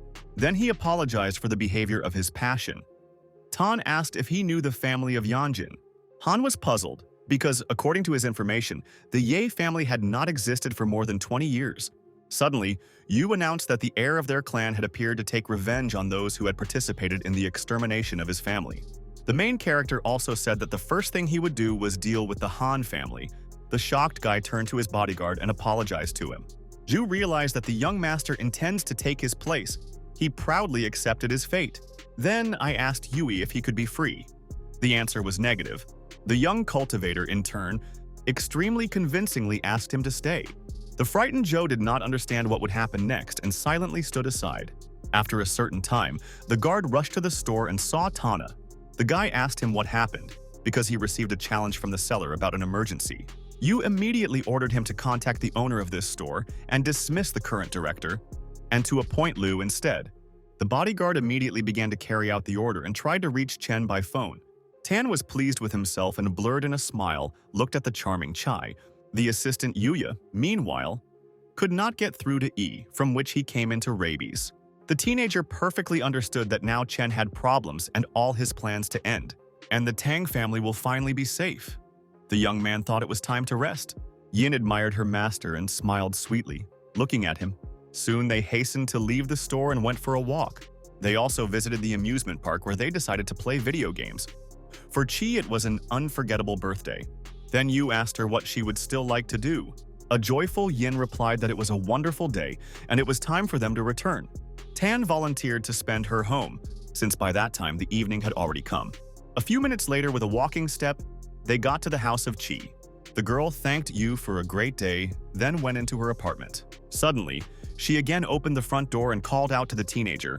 The shy Yin once again expressed the words of gratitude to the main character. The young master smiled sweetly and said that it was time for them to say goodbye. Stroking her hair, Qi caught herself thinking that he really starts to like it very much. She stared after him and couldn't take her eyes off the incredible young cultivator. The girl looked through the photos she had taken at the amusement park and smiled. Yin had truly never felt so happy before, and it meant a lot to her. Yu, in turn, immediately went to the parking lot and got into a chic car, after which he literally demanded from his system the reward that was already awaiting him. Thus, the guy received immunity to flushing the brain and various kinds of manipulations. In addition, he had the appropriate skill, which made him immune to such moments. Therefore, Tan had the opportunity to act more decisively without fear of consequences, which could not but rejoice. Soon, Yu called his acquaintance from the police by and asked her for one favor. The teenager wanted to meet the 4 thugs he had brought earlier. Vanyi, as required, arrived at the meeting place on her motorcycle. An extremely smiling protagonist greeted the police officer. Suddenly, Bai asked if he really wanted her to detain him. The young master replied that it was a pleasure to be detained by such a beauty. The girl did not like such jokes, and she urged him to follow her. However, the young cultivator noted that its presence is not necessary, adding that he won't do anything bad to them and just wants to talk to them. The displeased Vanya agreed not to intervene, which she informed Tan. She herself intended to spy on what was happening through the cameras of video surveillance. A couple of minutes later, Yu went down to the basement to the criminals, who could not understand what was happening because they were promised to let go. The guy, in turn, began to use manipulation and kindly greeted them. Then he asked if they were satisfied with his work with a monotonous voice. The perplexing bandits did not understand what was being discussed and began to look at each other with each other. The smiling Tang kept asking if they were happy with their salary. The guys in a characteristic way twisted their heads, which was a negative answer. Then, Yu offered them earnings in the amount of $1 million a month. The criminals were surprised, and naturally they nodded approvingly, which was quite obvious for such a question. The teenager said that from now on they are his hired workers, and now together they will eradicate evil. The bandits were stunned by this turn of events and could not believe what was happening. The main character asked them if they knew what exactly needed to be done. Everyone shouted joyfully that they would definitely join his company and would fight evil. Thus, the young master was extremely successful in brainwashing the Death Reapers. The young cultivator also mentioned that they must correct themselves and become good people. Everyone said as one that they would obey Mr. Tan in everything. Yu, in turn, sat down on a chair and hurried to give them the first task. Since Chung's younger brother wants to take away his position and capture Suhan, he poses a danger to him. Therefore, the Reapers must stay close to him and report to Thane all available information about him. Naturally, the bandits agreed. It seemed that the case remained small, and Yu left the prison. Bai unexpectedly invited him to dinner with her, while lent her motorcycle. However, Tan stated that he himself would figure it out. Vanya was surprised at such a guy's reaction, having said that she would still return to the management later, since the working day is not over. Then the young man agreed, and they sat on her iron horse, but the girl confused one moment. Sewing behind Bai, Yu put his hands on her waist, and the young lady was indignant, menacingly urging him not to do this. The teenager was at a loss because he had nothing to hold on to. He immediately informed the police officer about this, but Vanyi stood her ground. As a result, the girl asked if he really wanted to get into trouble. The dumbfounded young master said in displeasure that in this case he would not hold on to her, although in fact the main character did not understand what her claim was, because he really did not have something to grab onto, so as not to fly at speed from the motorcycle. Meanwhile, unknown behind the wheel of a car, photographed what was happening. Junjo, in turn, was in the underground casino where he played cards. But the dealer turned out to be a real professional and has already beaten Lu more than 10 times. Unexpectedly, he noticed that Zhuo was one of his strongest rivals. An embittered Jiang stated that the guy was also quite good with cards, but suddenly extremely angry Lu threw the cards on the table too much. Subsequently, one of them literally stuck into the gaming table. The dealer was taken aback on the spot. Junjo was frantic from the photograph what was sent to him, where Yu hugged Bai on a motorcycle. He recognized the guy and realized that this is the same Tan who often shared women with Chan. After all, when Lu arrived in Suhan, the first person he met was Wan Yi. The guy considered this the perfect set of circumstances to finally get involved with him. Late in the evening, Bai and the main character went to a chic restaurant. Suddenly, she received a message that on the second basement of the Hanshui Hotel, there is an underground casino. The girl immediately asked the waiter an account in order to immediately find out about everything. The young master asked in surprise why she did not want to eat. Vanya replied that she wants to look at the casino, and he could continue to meal. Then Yu remembered the original plot where the message came to her and she went to the casino, but she was seized. Therefore, The young cultivator decided to go with her to ensure her safety. Tan knew that Chan was supposed to appear, but he was nowhere, which means that someone else would be instead. Bai suggested that, in fact, a teenager was worried about her, and therefore she agreed. A couple of minutes later, they found themselves in that same underground casino, which was full of people. Vanya invited him to pretend to be a couple. Yu did not argue with her and agreed, stating that he was even ready to become her father for a while. The girl was not enthusiastic about this idea. Junjo at that time watched them through surveillance cameras, intending to kill the Tan, and then, as befits a real prince, save Bai. They wandered around the casino for several minutes, looking around, but did not notice anything suspicious. In this regard, Vanya suddenly invited him to return, but Yu understood that something was wrong here. The guy suggested that the plot had once again changed without his knowledge. But at that moment, the bandits armed with cold weapons headed for them. The main character instantly grabbed the police officer's hand and urged her to run. Taking Bai into the toilet, the young master ordered her to stay low while he tried to detain the thugs. At this time, one of the attackers ran into their restroom with a knife and rushed towards Yu. The young cultivator immediately turned and met his eyes with the bandit, who immediately attacked him and stabbed him in the shoulder, but the dagger suddenly broke. The shocked thug did not believe his eyes because it was simply impossible. Tai, in turn, broke into a malicious smile and asked if he was surprised. After that, absolutely easily and naturally began to beat the attacker. The worried Vanya ran to Yu and stated that reinforcements would soon come here. Also, along the way, she asked if everything was okay with him. The young man answered positively. Following one, a whole crowd of bandits ran and their leader said that they needed a girl, and a teenager needs to be killed. After a couple of minutes, most of the self-confident fighters took a horizontal position, not without the help of Tan, who said that from this day on the casino will be called after Yuya. The young master was pleased with his work and understood that everything would return to the original plot. The beaten thugs immediately rushed to run away, realizing that they could not overcome him. However, Tang was not going to let them go and ran after them.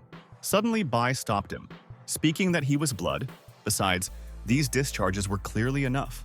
The girl regretted that she took the guy with her, but on the other hand, he defended her. The young fighter assured her that everything was in order with him, but Vanya insisted on his own, urging him not to resist and to let her examine the wounds. The young man did not contradict her. A moment later, to the surprise of Bai, she could not discover the injuries of the teenager. The main character asked the law enforcement officer to calm down, since everything was really fine with him. At this moment, the system unexpectedly rewarded the owner for completing the task. The young master noted that each time the awards are becoming better. After all, only with the help of the abilities provided by the program, Tang could cope with any test. Meanwhile, Lu was indignant that 30 men could not defeat Yu. In this regard, Junzuo decided to personally deal with the young cultivator. At the same time, he took advantage of the change in appearance so that Tan would not recognize him. Indeed, in this case, Lu could deliver an unexpected blow to him and pick up Vani, and only then return his personality so that she can be convinced of his heroism. Suddenly, he noticed how one of his charges attacked Yuya with a knife, but the weapon broke on his body. The dumbfounded Junjo finally realized that the teenager owns the technique of Alag. Thus, he realized that she could be brought to the ideal to crush his enemies.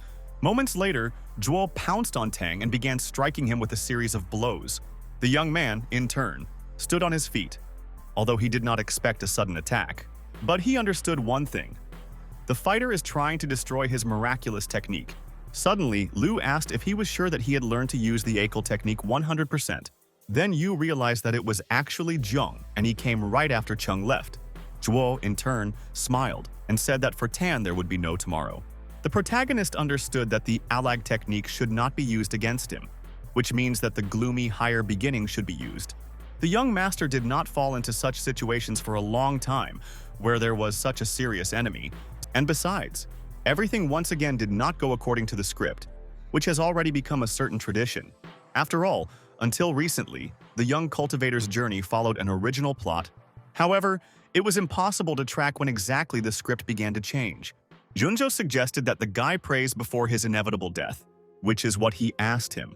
But Tang assured Lu of the opposite, saying that he was not afraid of Zhuo. Then Yu began to strike with special equipment. Jiang was surprised, because these attacks belonged to the peak of the Huangzi kingdom. But at the same time, he naturally was not going to give up, and also began to demonstrate his skills. Assuming that Achilatana will last another minute, and then it will be over. As a result, Lu did not wait long and attacked the teenager first. Having received a strong blow, Yu backed away. He did not expect such force from Yunjuo. At the same time, Tan understood that he was choosing the right moment to carry out a critical strike. The young master again stood in the combat rack and began to resist the embittered Lu. What Zhuo did not expect, but also continued to press on the cultivator, speaking that he still will not last long, and today is the day of his death. In response, Yu only smiled, after which he said a fairly obvious thing, that most men are quite predictable and partly their weakness. Then Tang held a crushing series of blows, and Lu flew to the side. The stunned Jiangzhuo stated that the young master had no right to touch him. At this moment, he suddenly started bleeding from his mouth and Lu started coughing. Zhou also asked how Tan had such incredible and strong abilities. The protagonist replied that this skill is more than 30 years and even he will not have to stand against him. Jiang's gang of thugs were shocked by this outcome of the fight, because they considered their boss the strongest fighter. Moments later, police officers burst into the casino and ordered everyone to remain in their seats. Bai immediately ran up to the young cultivator and asked if everything was okay with him. But Yu suddenly asked her the same thing. Wang Yi smiled and stated that she was fine. Then the guy said that he too had everything under control and they arrived to help in a timely manner. But after a couple of seconds, a teenager felt bad, and it seemed that he would now lose consciousness. Finally, the young man collapsed without feelings, but the captain of law enforcement agencies managed to catch him. So Tan fell asleep on it, without even having time to pay attention to what had happened. Lu, in turn, could not calm down because Yu really turned out to be a strong fighter. Zhuo also understood that he should leave, because if he was caught, he would be accused of organizing gambling. Bai, meanwhile, decided to take the teenager to the hospital and ordered her subordinates to capture Jiang. Lu was shocked by the girl's statement and hurried to hide in an unknown direction. But Zhuo was subsequently detained and taken to the police station, where he was interrogated all night. But this did not give positive results. In this connection, it was decided to send him to the investigative insulator. In prison, he stumbled upon his wards, the Death of Death. They also recognized him. Naturally, Lud naively believed that he could still rely on them.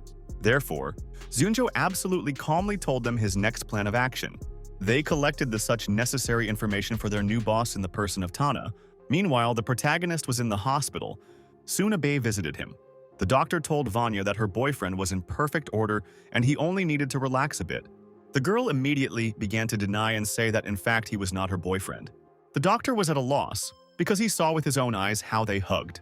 Naturally, he did not focus on this and left. Bai, in turn, thanked him for his help.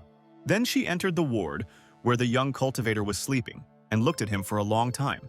Unexpectedly, the young lady decided to take off his clothes and examine his wounds. As a result, Vanya unfastened his shirt and prepared for the examination. Please note that the young master has a rather strong physique.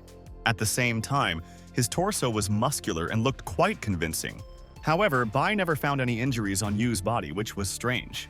But suddenly the main character woke up and with a bewildered face asked what she was doing. The young cultivator suspected something was wrong and could not understand what Vanya conceived. All this time the girl was silent. Then the young master repeated her question. Bai finally replied that she simply decided to examine his body for any injuries. Tai didn't know if she was telling the truth or if she really intended to do something. Suddenly, Yuya wanted to visit the restroom, but he did not know how to say it. The girl saw that he had an extremely worried face and asked what was the matter. The teenager, blushing, said that he urgently needed to go to the restroom. The perplexing Vanya naturally urged him to go, but the young man continued to sit still. Suddenly, she lit up that in fact it was hard for him to move and needed help. Bai had once helped children in similar situations, so there was nothing shameful about it. Then the girl helped Tan rise and brought him to the toilet. Yui was embarrassed. Vanya was really happy to help him, because not so long ago the guy saved her. Suddenly, the young man apologized to her and said that he had dinner for such inconvenience. At the same time, Tan understood that Bai had finally shown a different side of herself. And in fact, she is a good person, although sometimes she has a bad character. After which, Yu underwent the much-needed procedure with the help of Captain Vanya.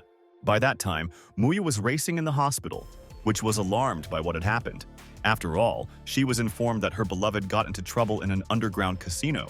Heading along the corridor of the hospital, the worried SU saw how the young master left the toilet with Bai.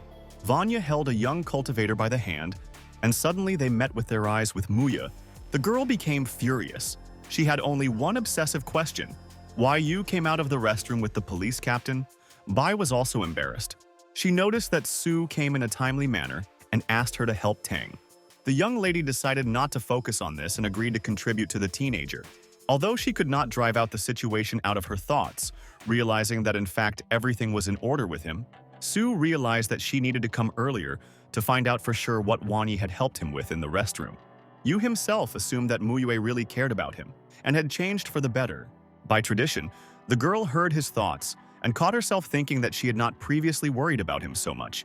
Bei realized that she was unnecessary at this celebration of life and hurried to leave the ward. The young master, in turn, began to exploit Sue and asked her to bring water. Gritting her teeth, Muyue agreed and went to get a teapot with a cup. Then she stated that she would help him because he was not able to drink. Naturally, she could not be angry with him for long, and again looked at the teenager with a loving gaze, which, in turn, said that he did not want to make it difficult, but it is really difficult for him to do some things.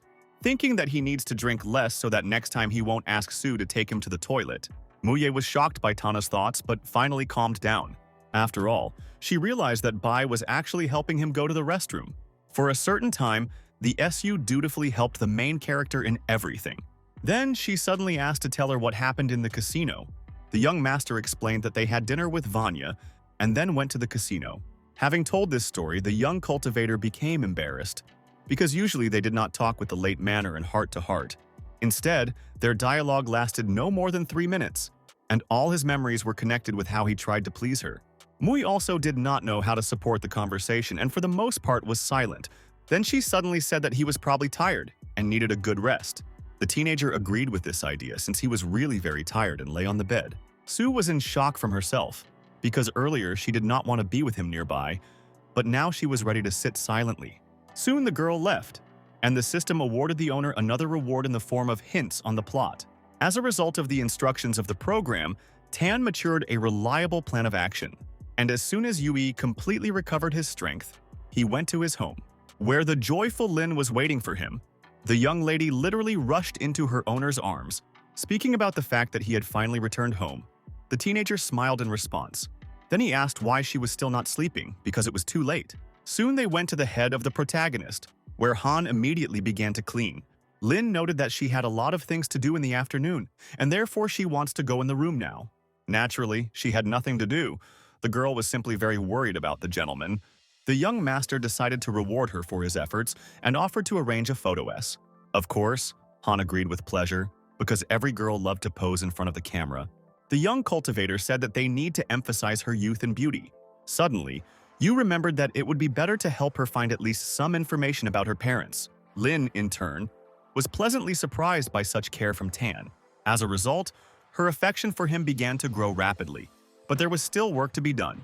Meanwhile, at Tangwan Company, where Yixui was in her office, she spent a long time looking at an old photograph of her and Yu together, where they were excessively happy and did not know the barriers in their relationship. Suddenly, the assistant Van stated that they were literally created for each other. Suddenly, the girl said that this was the correct answer and increased the assistant's salary by 10,000. The young secretary noted that she had just told the obvious truth. Then extremely joyful Isu raised her a salary for 20,000. But at the same time, the assistant reminded Wang that Director Lee from Mingzhu Company wanted to meet with her. Then she asked if she would like to discuss this with Mr. Tan, who at this moment finally realized that it was actually Mingzhu Corporation.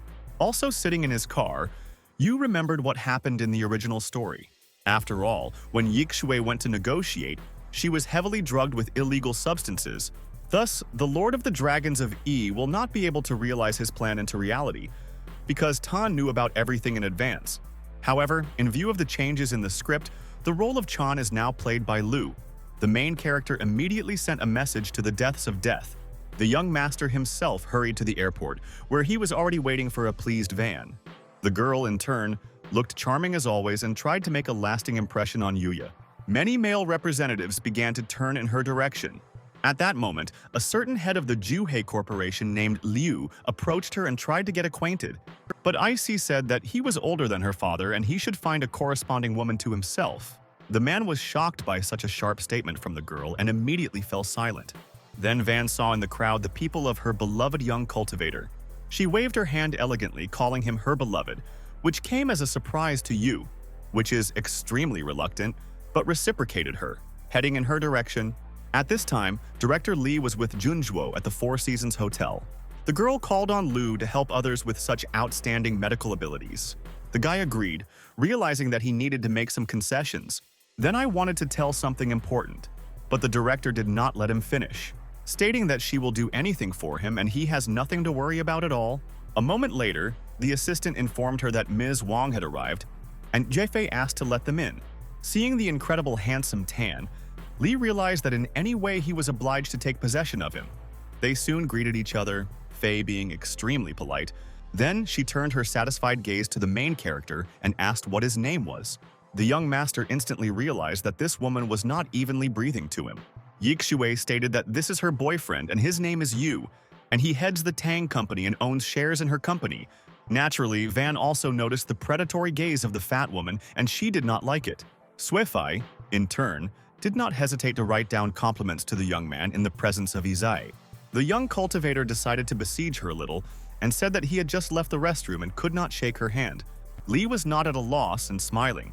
She said that the next time she would definitely give his hand. Then she invited the guest to the table to have a good snack and talk a little about business. At the same time, Fei, of course, did not forget about the plan of Junzhou, because he had to add special powder to food so that Wang would end up losing all control over herself. But Yu couldn't let that happen. But Lu understood that he needed to be on the alert, because with Isu the same Tan was. Zhuo also ordered the Death Reapers to add something to Wang's food, and Yu needed to provide the company of certain girls in order to take a couple of pictures after taking and put them on the internet. Subsequently, Zhun intended to significantly spoil their reputation. Of course, the four killers understood that they needed to prevent Lu's plan. This means that it is necessary to act quickly and decisively. The show has begun. As a result, the Death Reaps immediately sent a message to the main character about the intentions of Yunzhou, from which the young master understood what exactly the distraught Lu was up to. The young cultivator was about to take action and was constantly thinking about the current situation. Yixu listened carefully to his thoughts. At this point, Suifei suggested that they have a drink to celebrate their arrival in Mingzhu and discuss business. It was clear that Li could barely restrain herself from obsessive thoughts towards Yu. Suddenly, Wang asked for forgiveness and said that she did not drink alcohol at all. For Fei, this was a real problem, because their plan with Zhou could go downhill. Then Yixue once again urgently asked Yixue to accompany her and drink a glass of wine. The girl, in turn, stood her ground and flatly refused to drink with her. By adding that in business, you need to show respect. Besides, it may have allergies to alcohol. Li instantly began to apologize and urged her not to react so violently. Having stated that she had imprudence and made a mistake, their Fei would have turned out a bad actress. What Tan thought about which Xue suddenly also offered to drink wine, Li naively believed that, as a last resort, Lu would deal with Yixue, and she could deal with Yu. However, the teenager also refused to make her company and did not drink wine. After all, he knew the plan of Zunzhou in advance and only enjoyed what was happening. Suifei was shocked by such an unexpected turn of events and did not know what to do. Meanwhile, Zhou was waiting for his good news in his number. He did not know that his plan had failed. Naive Lu walked from one end of the room to the other in anticipation of meeting Yixue. After drinking a couple of glasses of wine, Jun felt something incomprehensible and approached the table. Looking at the alcohol, he assumed that something had been slipped into him too. After a couple of minutes, someone knocked on his room and Lu thought that it was Van. But when the guy opened the door, a satisfied Suifei entered his room. After some time, a strange sound began to come from the number of Junzhou. The bodyguard Zhou immediately jumped to the door and could not understand what was happening. After a couple of minutes, people who became curious in the corridor were also crowded what happened. One of them could not stand it and shouted, urging clients to be a little quieter. But from behind the closed door, they only heard obscene language directed at them. The Death Reapers received a true pleasure from what was happening, saying that Lu was not worn out. One of them asked the leader of the group what they should do next. The mercenary decided to play a joke and said that, in fact, Suifei did an excellent job. Everyone began to laugh on the result of the work done. Understanding what position Zun was now, another noted that Mr. Tan really came up with an effective plan. The main character also believed that everything was going according to plan, and it was necessary to continue in the same spirit.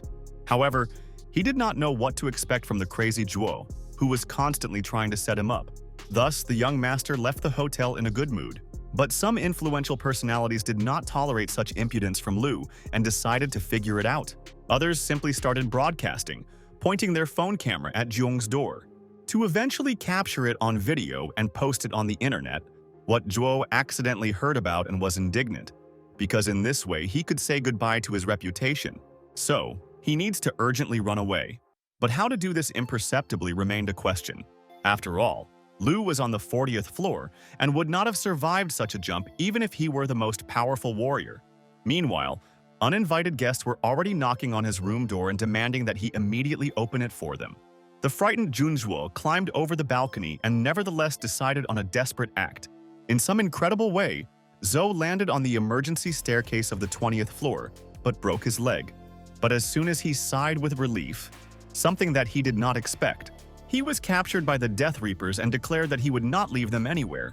Lu was in shock. As a result, a massive brawl occurred, from which Zhang barely escaped alive.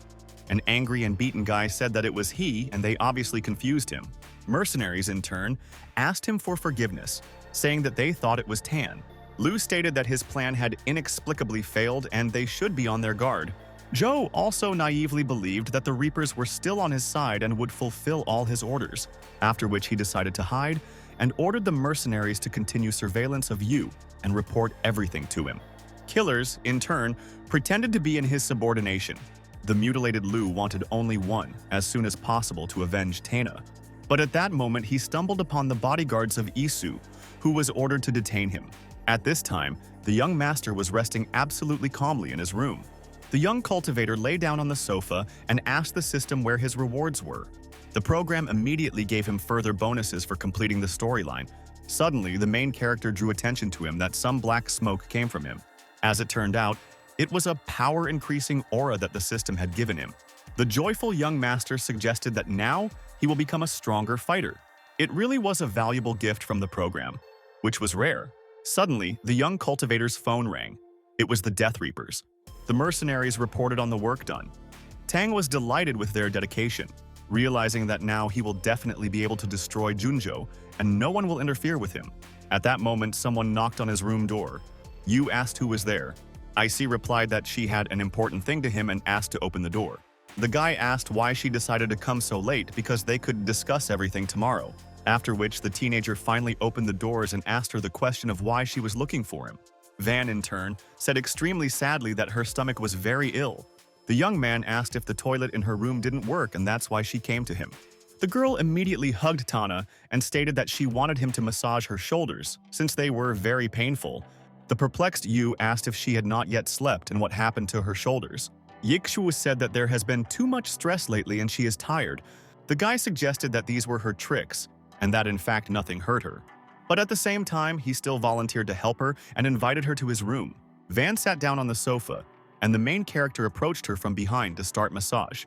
As soon as the young master touched her shoulders, the girl somehow did not naturally declare that he was doing well. The young cultivator extremely convincingly asked her not to talk so loudly. Icy noted that she could not do anything with herself and urged him to continue. Tan, in turn, did not understand why she was doing this and what really forced her to come in the middle of the night. Finally, Yu gathered his thoughts and continued to massage her shoulders. Unexpectedly, the young lady said that he cared so much about her and should be thanked. The teenager smiled and asked how she was going to do it. Understanding that everything is not going exactly according to the script and this can lead to consequences, Yixue suddenly stood up and walked towards the exit, then asked him to keep an eye on the phone. Soon Van left and nothing misunderstood. Tang sat on the sofa, looking at his phone. After a couple of minutes, he came a message from her, where she offered to help with sleep. Ya began to understand that the girl decided to play a little, and wanted to intrigue him. After that, the girl began to send him photos where she was in a rabbit suit. The guy looked at her pictures with pleasure, but didn't know what to answer. However, at the same time, he definitely understood what Aisha actually achieves. Thus, Van tried to lure the protagonist, but after 10 minutes, Tang did not come to her. Even after half an hour, the young master did not open her door, which greatly upset the girl. 2 hours later, the young cultivator also did not appear on the threshold of her number, and Icy was angry. The next day, the teenager calmly went down to the first floor of the hotel and sat down in the cafe. Tan ordered himself a cup of coffee and sipped the hot drink with complete ease. At the same moment, an extremely dissatisfied Van approached him and noticed that someone had not gotten enough sleep yesterday. She herself was furious as Yu could not understand her hint, because everything possible was done for this. Unexpectedly, the young man said that he would not come to her next time either. Yikshu immediately changed the topic and said that she needed to stop by the office, and then they could stay for a while. However, Tan said that he had a lot of work to do and would be late. You remembered that in a couple of days, according to the plot, an auction should take place where they would play a jade lion statuette, inside which is the magic pill of Batsian. With the help of it, a person can know the top of art. And since Chung will not be able to take part in the auction, Shunzhou will be, instead of him. Soon, Tang went to the airport to be at the auction on time.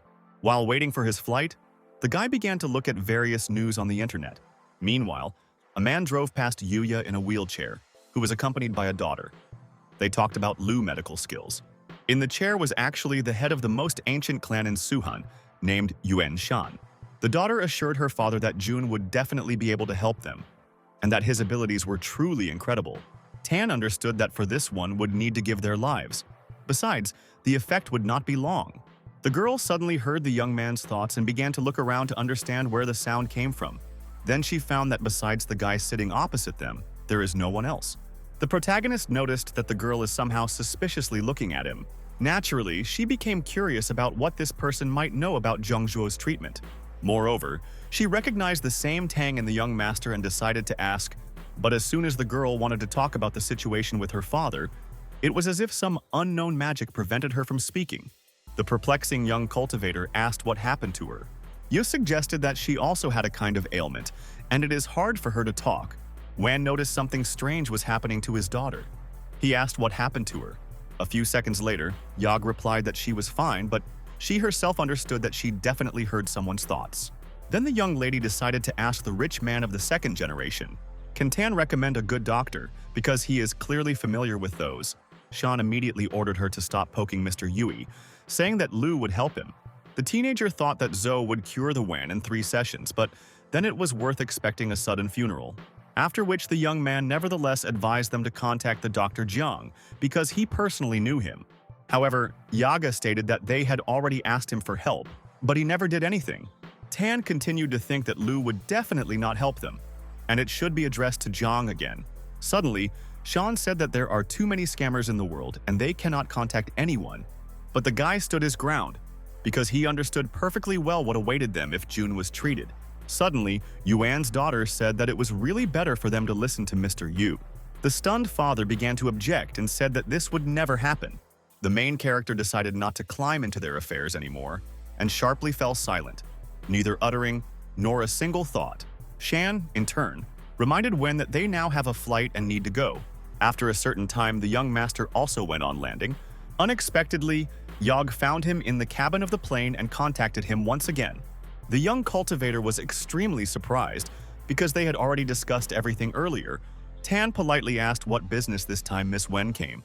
The girl asked for forgiveness for her father, saying that he takes everything too close to his heart.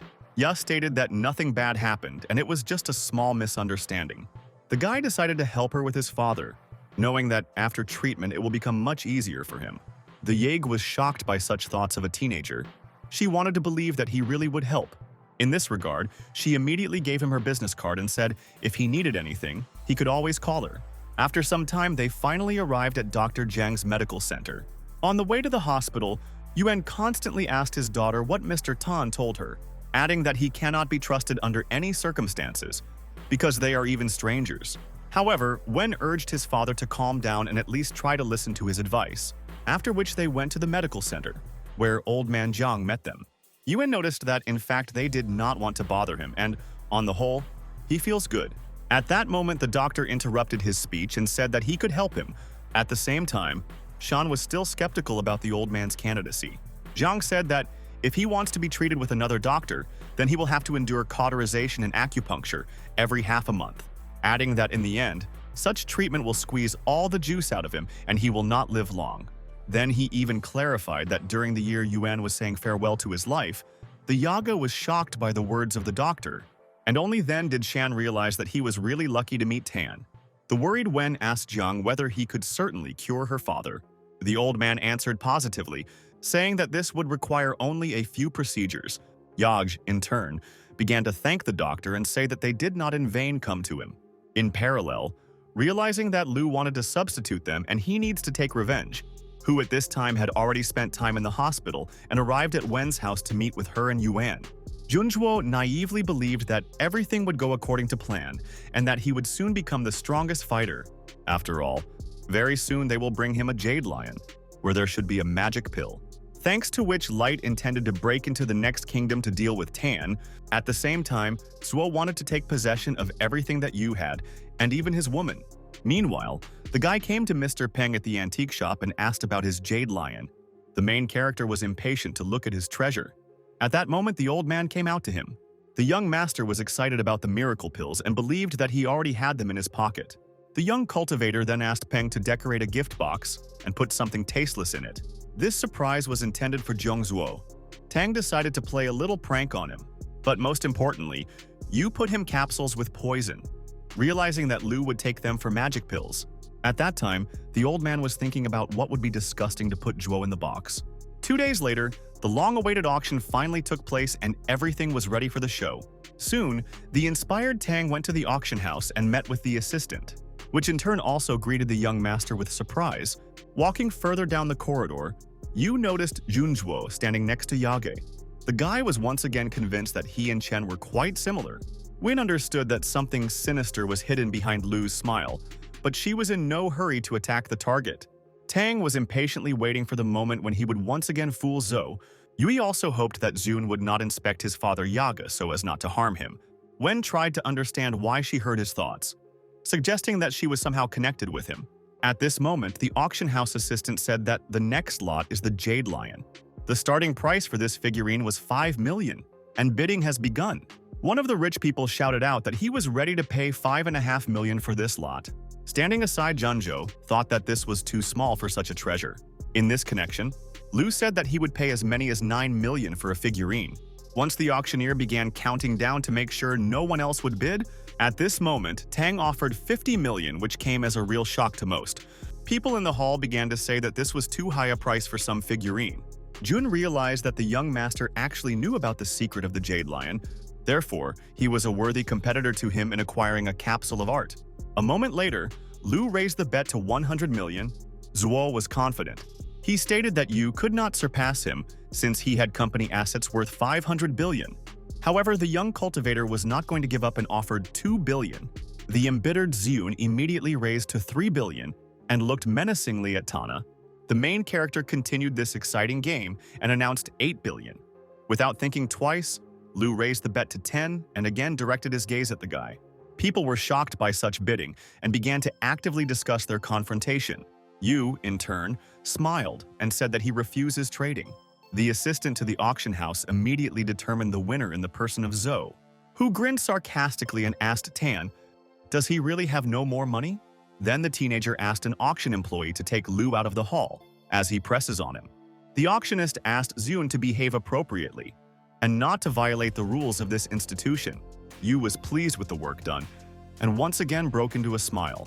Lu assumed that he won the auction and would soon increase its level to deal with Tan, after which the auction house assistant led Junzhuo into a separate room, where he hurried to find out if he needed the figurine delivered and brought it out on a tray. But the young man refused and took his winning, asking not to disturb him. Then Zhuo immediately rushed to the figurine, inside of which was the treasured pill. Lu already wanted to eat a capsule in order to finally move to the next stage of development and become stronger. But as soon as he brought the pill to his mouth, he noticed a disgusting smell. In connection with this, the teenager began to sniff and could not understand why it stinks. After that, Ziyunzhou still ate an ancient tablet and began to wait for the effect. For a long time he could not swallow it, but when he succeeded, something incomprehensible happened. The capsule tasted similar to excrement, which Zhuo did not expect. Then Lu realized that there was poison in the pill, but it was too late. Ziyun began to get nervous. Soon he felt ill at all. The guy could not understand how this is possible. Meanwhile, a real Jade Lion figurine was auctioned off, which naturally went to the main character because none of those present dared to bargain with him. A couple of minutes later, a distraught Lu ran into the hall and menacingly declared that Yu had no right to do this to him, adding that no one has ever dared to treat him like this and now Tan is finished. Jun was out of his mind and rushed towards the young master in the middle of the hall, intending to start a fight with him. The young cultivator in turn hurried to escape.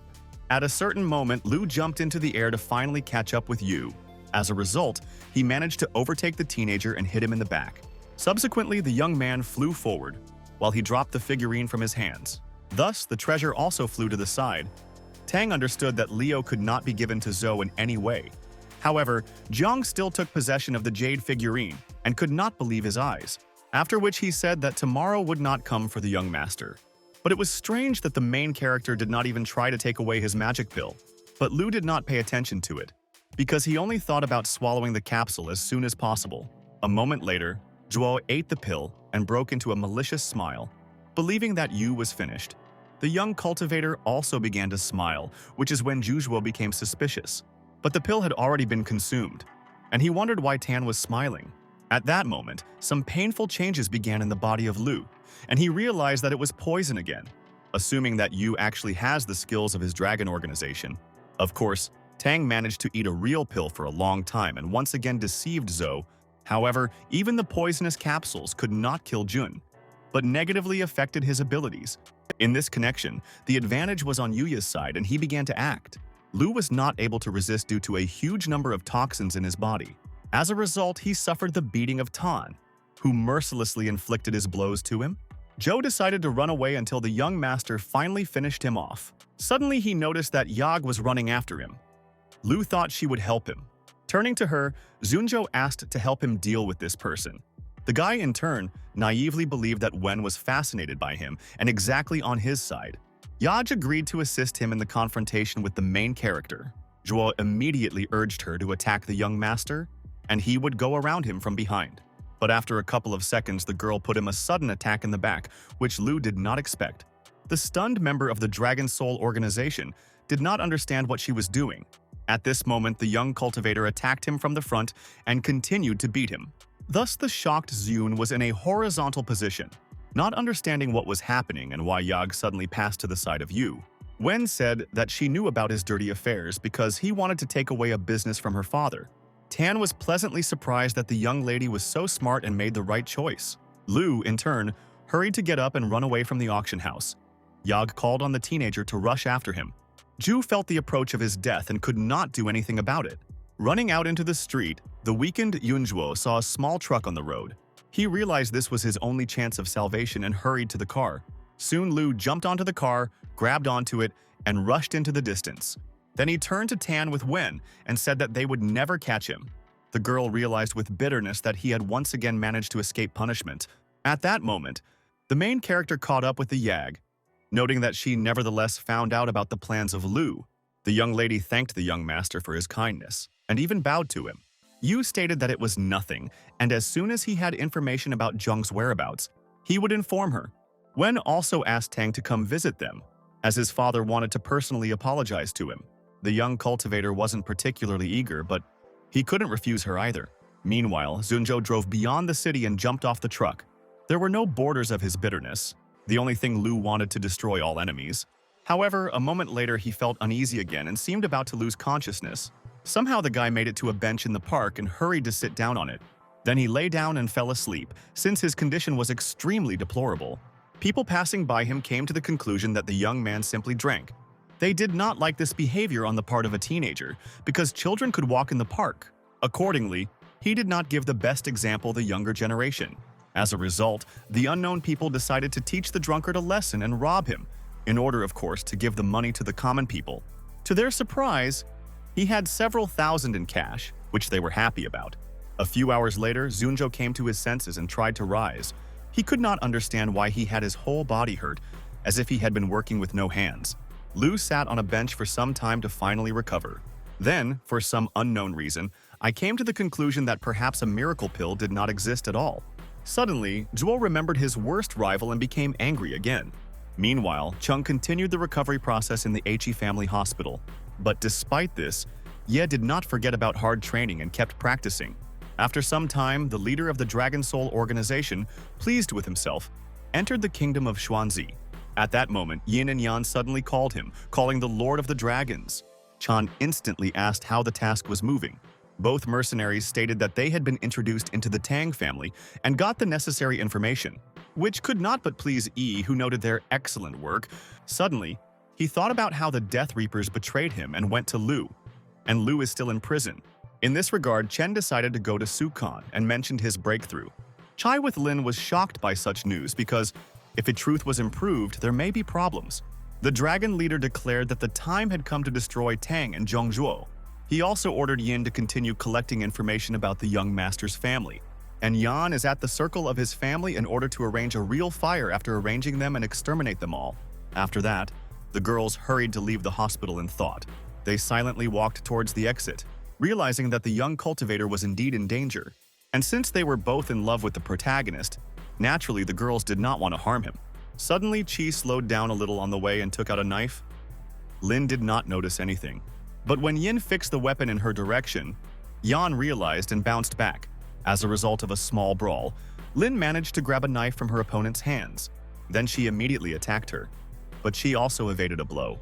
Of the good friends, they literally turned into hated enemies in a second. Stunned, Yan asked what happened and why she attacked her. Yin replied that she was actually on the side of the young master and therefore should kill her, adding that she still cannot understand why Lin joined Cheng's team. The girl was shocked by this news and stated that she was also for the young cultivator. However, Chi did not believe her and said that her father always helped Yu's family.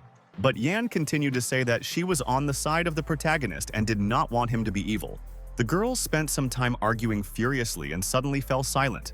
Yin, in turn, did not cease to doubt Lin's words and see the enemy in it. At this time, in Wen's house, where Yaga, as promised earlier, brought Mr. Tang, the servants greeted the girl and she walked inside, at which point the bodyguards tensed, because she went into the house not alone, but in the company of an unknown person, in which, a moment later, they recognized the same Mr. Yu, and assumed that he wanted to harm her. But suddenly, Wen came closer to the guy, making it clear that he was not dangerous at all. Naturally, the main character did not care about everything that was happening. He only thought about the rewards of the system. Yag asked the young master to go to the office of his father, who was already waiting for him. After some time, Yuan finally met the young cultivator. Shan immediately apologized for his recent behavior. Yu noticed that he had really gotten back on his feet, with which Wen hastened to congratulate his father and said that now their life will get better. Yuan noted that if the guy needed his help in the future, he would be happy to help him. Yu replied that he did not need anything and thanked, but in fact he needed this family. Suddenly, Yaga said that Jiang really helped his father, but his qualifications are still not enough to finally cure Dad, adding that she is forced to ask Tan for help, namely, tell her about the way to cure her father. The teenager said that he could help them, but only on one condition. If they agreed to provide security for his family, he also warned that his enemies were extremely dangerous.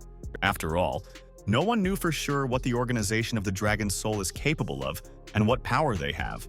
Therefore, the guy was not sure that anyone would want to help him in confrontation with this sect. Wen replied that she would help than she could if the young master cures her father. Yuan also stated that if he can finally get to his feet, he would certainly help him. The main character immediately asked to give him a silver needle and a pen so that he would write them a recipe. But at that moment, the servant ran up to them and said that the Liu family had arrived. The young cultivator knew that this was the second oldest family, and he and Wen had a strained relationship. Tan also understood that in order to resolve their conflict, it was necessary to hold a conference on martial arts. At the moment, the Wen family has a leader in the race, and since Shan was injured, and Yeg may go to the competition. However, her forces did not open to the fullest. The girl called on her father not to be nervous.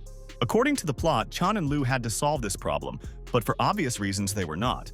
Then Yu asked the system, but the program refused to issue such necessary information to the owner. At this time, the Lu family members walked inside the courtyard and suddenly saw Tang. One of them literally boiled and began to resent about the presence of Yu, saying that he had come to challenge Wen's family. But the young master saw a certain strangeness in him and began to peer into him. Unexpectedly, Tang noticed the worms in the heart of the Liu family representative. Then the guy thought and came to the conclusion that Yunzhou could not do this. This means that this is the work of Cheng himself. and if he wins the conference in this way, then the Tang clan will be in danger. Being in long thoughts, soon the main character returned home in a bad mood. As soon as the young master crossed the threshold of the house, he saw Qi and Yan. The young cultivator couldn't understand why they weren't hiding their identities anymore, in connection with which Yu suggested that Yi ordered them to reveal. But in any case, Tan had all the evidence. Suddenly, Yin said that she came to him to talk to him about her father. The guy realized that she was actually not smart enough to understand obvious things. Lin also stated that she wanted to stay with him since the Dragon Soul organization killed her family. Yu again thought about whether Chen plans to actually exterminate the dominant clans of Sukun. Indeed, at least the total number of their masters was about 30 masters, and it was simply impossible to kill them all physically, although the organization was extremely dangerous. Then Tang ordered the girls to inform him of every step Chung took. At the same time, after the conference, he will clearly take some actions, and this must be prepared for this. The teenager sincerely believed that he would soon come to an end, because he had enlisted good support. Soon the long-awaited competition in ancient martial arts began.